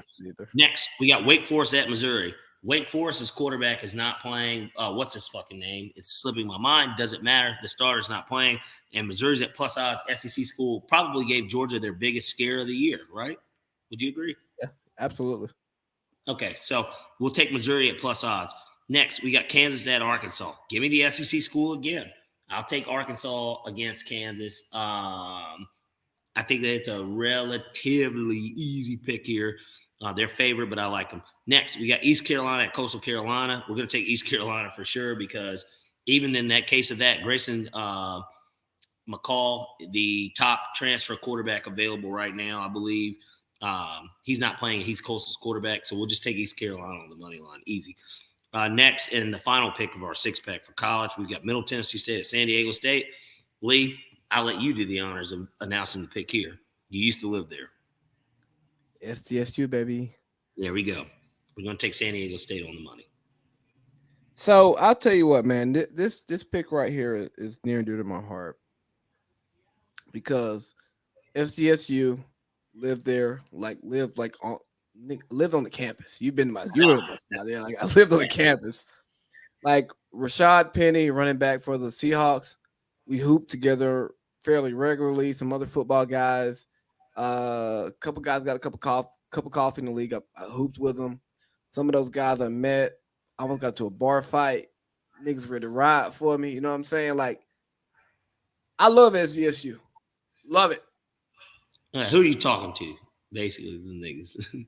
Yeah, right now, like guys, you know what I'm saying? But anyways, in Middle Tennessee holds a very special place in my heart because I went to camp at Middle Tennessee, and really? I showed my ass at that camp. Oh, it was a basketball camp, or was it football? Football. So I went out there, and I'll tell a story, man. So I end up having like a flash play when we're doing like one-on-ones when they bring everybody together, and I end up doing a playing corner, and I do a center field turn, which for those of you who don't know, instead of me like opening up my hips to where I'm going, I turn my head the other way, and I can't see what's going on for a short second, and then I end up snagging a one-handed pick when I did that. Yeah. And I was bullshitting in drills, and they got cursed out earlier in the day by the DB coach, and he called me half-ass because I was giving him half-ass effort. Mm-hmm. And I made the play. Oh shit, half-ass! Yeah, no, nigga, get the shit. I'm gonna fucking talk about goddamn like he over there hyping me up, and he took my information. Then a recruiter from Middle Tennessee showed up at my high school like a couple weeks later, and me and my high school coach didn't get along. He told me I was a cancer. So me and that guy from Middle Tennessee didn't talk. That just doesn't sound like you. me and the coach from Middle Tennessee didn't talk that day. But I go, hold on. 5 of us went to that camp. I'm the only one who talked to a position coach after the camp. I'm the only one who like made a play, who did something that stuck out. You know what I mean? I go, oh, this nigga here for me. My coach don't like me because I'm a cancer. Because yeah. Well, I tell you what, we won't be coming back to Cass. Well, here's the thing, Parlay Pete. I was a straight shooter. I played DB. I'm not about to sit here and be mad that we lose a game, you know. And I go, I ain't give up no yards today. Fuck you want me to do? I can't score points. Right. I can only play corner on this one side of the field. They go the other way. They go up the middle. I can't know about that. Doesn't have anything to do with you. You're playing corner. So I ain't gonna see on the You bus. just gotta make a play if somebody misses their assignment and you're able to get free and you're not getting blocked or anything. Yeah, but I ain't gonna sit here on the bus and be mad as fuck. Oh, I had a great game. 5 tackles, a pass breakup, a pick or some shit, and we lost. We didn't win. Yeah, you want me to be mad about us not winning? I want to win. That's the team player in you. We like that. Look at this. All right, so real quick, we got UCF money line, Oklahoma State, Wisconsin under 43, Mizzou on the money line, Arkansas on the money line, ECU on the money line, and San Diego State on the money line. Yes. You like it. I love it. Let's get to Parlay Pete. NFL 6-pack. That's what we got to start getting played before these come out. But here, we'll download that. We're not getting enough numbers to get fucking sued for it. So yeah, I think we should. By Fox. Yeah. Do you think Jimmy Johnson might have a problem with it? Jimmy Johnson could care less. It's old Earthen. No, I'm sorry. It's just the Murdoch family. They keep hitting the fucking bar, bro. They're fucking me. Okay. All right. Anywho. Hold on, real quick. Travis Hunter is the highest rated cornerback of all time by 24/7. But too, that was the thing with the Deion Sanders move and going to the HBCU. Obviously, it's polarized, like in a sense of a lot of people are like, oh, man, so he's doing it, like, doing this or that. But then the other big part is that obviously Prime, by many, can be considered the greatest corner of all time. It made too much sense for him to go with Prime because Prime, like, yes, there are position coaches. There's a defensive coordinator, but then your head coach is a corner. Like that's not normal. And like Travis Hunter, because apparently he was a great receiver too, which he caught the touchdown to send into OT. Great game. What a fucking game. We didn't even really get to go into it. But what a fucking game. And, of course, the white tight end drops the touchdown pass. Sorry, white people. But I'm sorry. Yeah. HBCU game. We can't put the weight of HBCU success on a white man's back. That's all. Exactly. And that leads us to the NFL where, if you're a white guy that's getting in with a bunch of niggas, you're going to catch that ball. Nonetheless, shout out to Travis Kelce. And what he did have like a black wife or girlfriend or something. But nonetheless, that is so irrelevant in our lives. Let us go on to the NFL 6-pack. Let's get it. So we've got the Los Angeles Chargers at the Indianapolis Colts. This is kind of going backwards on here, but we'll start with the Monday night game. Come on, man. Nick Folk, man. Look, I trashed the Colts when they benched Matt Ryan. They benched him again, and his career is probably over. I hate it as a Matt Ryan sympathizer and fan and Falcons fan in general. We're going to go ahead just because let's just say that their defense shows up this week for 2 halves. We're going to just say Chargers minus 3.5. We bought a point here. So because the spread is 4.5, even though I think that they could just cover the 4.5 outright. I think that they're going to win by a touchdown or more. I think they're going to blow them out. But we'll buy the point just in case it's 21-17 or something. I don't know, but we'll buy the point. Chargers minus 3.5. Okay. Next, we got the Christmas Day game. Tampa Bay Buccaneers at the Arizona Cardinals. I have never been so convicted. We're going to take the under at 40.5. No way. Man, look, the Cardinals got Budda Baker.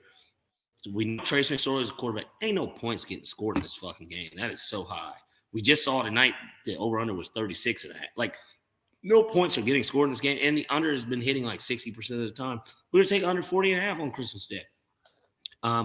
Next, we got the Raiders and Pittsburgh Steelers, RIP to Franco Harris. They're about to celebrate the 50th anniversary of the Immaculate Reception. Big game, them playing the Raiders again, of course. Raiders have been playing well outside of the Baker conundrum that they had. Steelers have been playing pretty well, too. But we're going to take under 38 here. I just don't see the points. As bad as the Raiders' defense is, I don't see the points. The Canucks have a power play. Here, let me run through it first. Baltimore Ravens, Atlanta Falcons at the Baltimore Ravens. We're going to take the Baltimore Ravens on the money line.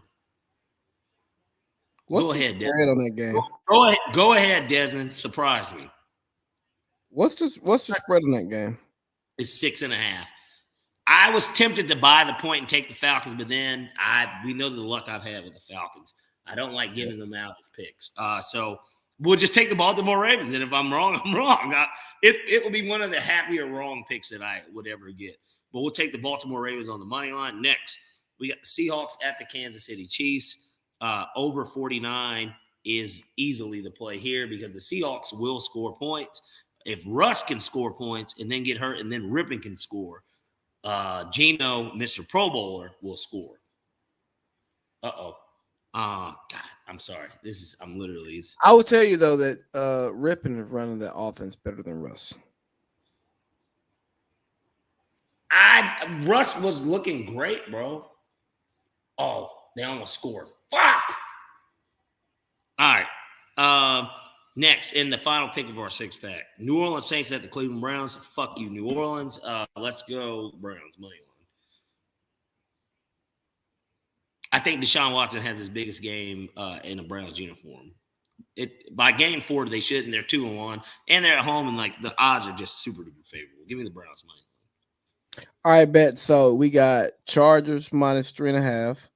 We got the Bucks and the Cards under 40.40.5. We got Raiders and Steelers under 38.5. We got the Ravens on the money line. We got Seattle and Kansas City over 49. We got the Browns, and we got the Browns on the money line. Yep, and I bet every single last one actually hits. Like this will be a parlay I actually put in.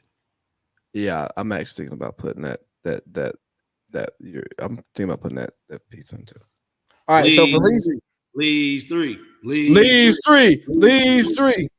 So we're gonna go with that Tampa Bay and Cardinals under. Okay. We're gonna go with that Ravens money line. Yeah. You know what? I'm a San Diego guy. I love San Diego State University. Okay. Let's go Aztecs on the money line, baby. Hey, there we go. Hey, so Parlay Pete, we're 3 hours in. Is there anything else that you'd like to say before we get the hell up out of here? Happy holidays to all. Any of those that have supported us here in 2022, we hope to have you. Well, I know we got one more show, but this year, but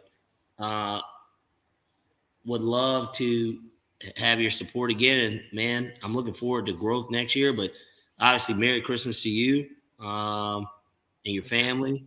And yeah, man, let's close out Q4 as strong as we can. Absolutely. Yeah. Thanks for everybody who's been listening to the show all year. Merry Christmas to you all. We'll have one more show to close out the year. We'll text about some New Year's ass shit because we should probably do some type of New Year's something to like close out the year. But hey, we love you all. Thank you so much for your support. Hey, Parlay Pete, thank you for this, man. I love doing the show with you, man. I love you. It's a pleasure for me. Yeah, and hopefully I get up there next week and I can see you. But if not, we'll see each other for week 18. Certainly Tampa. And then we can talk about that later. But the Tampa stuff. We actually need to talk about. Yeah, I'm gonna book a spot when I get off of here because you sent me that great website to use. Airbnb. Yeah, I'm gonna find some on there. Boink gave me autonomy to just pick a place without his yes or no. So we need to get the actual head count too. That's like the most important part. But here we can, yeah, we can do that later. But yeah, I'm gonna get a spot that works, and then when we start talking head count, yeah, we'll figure out the other stuff. But hey, dog, have a good one, man. Safe travels this weekend. Absolutely. Thank you so much, brother. All right, man. All right.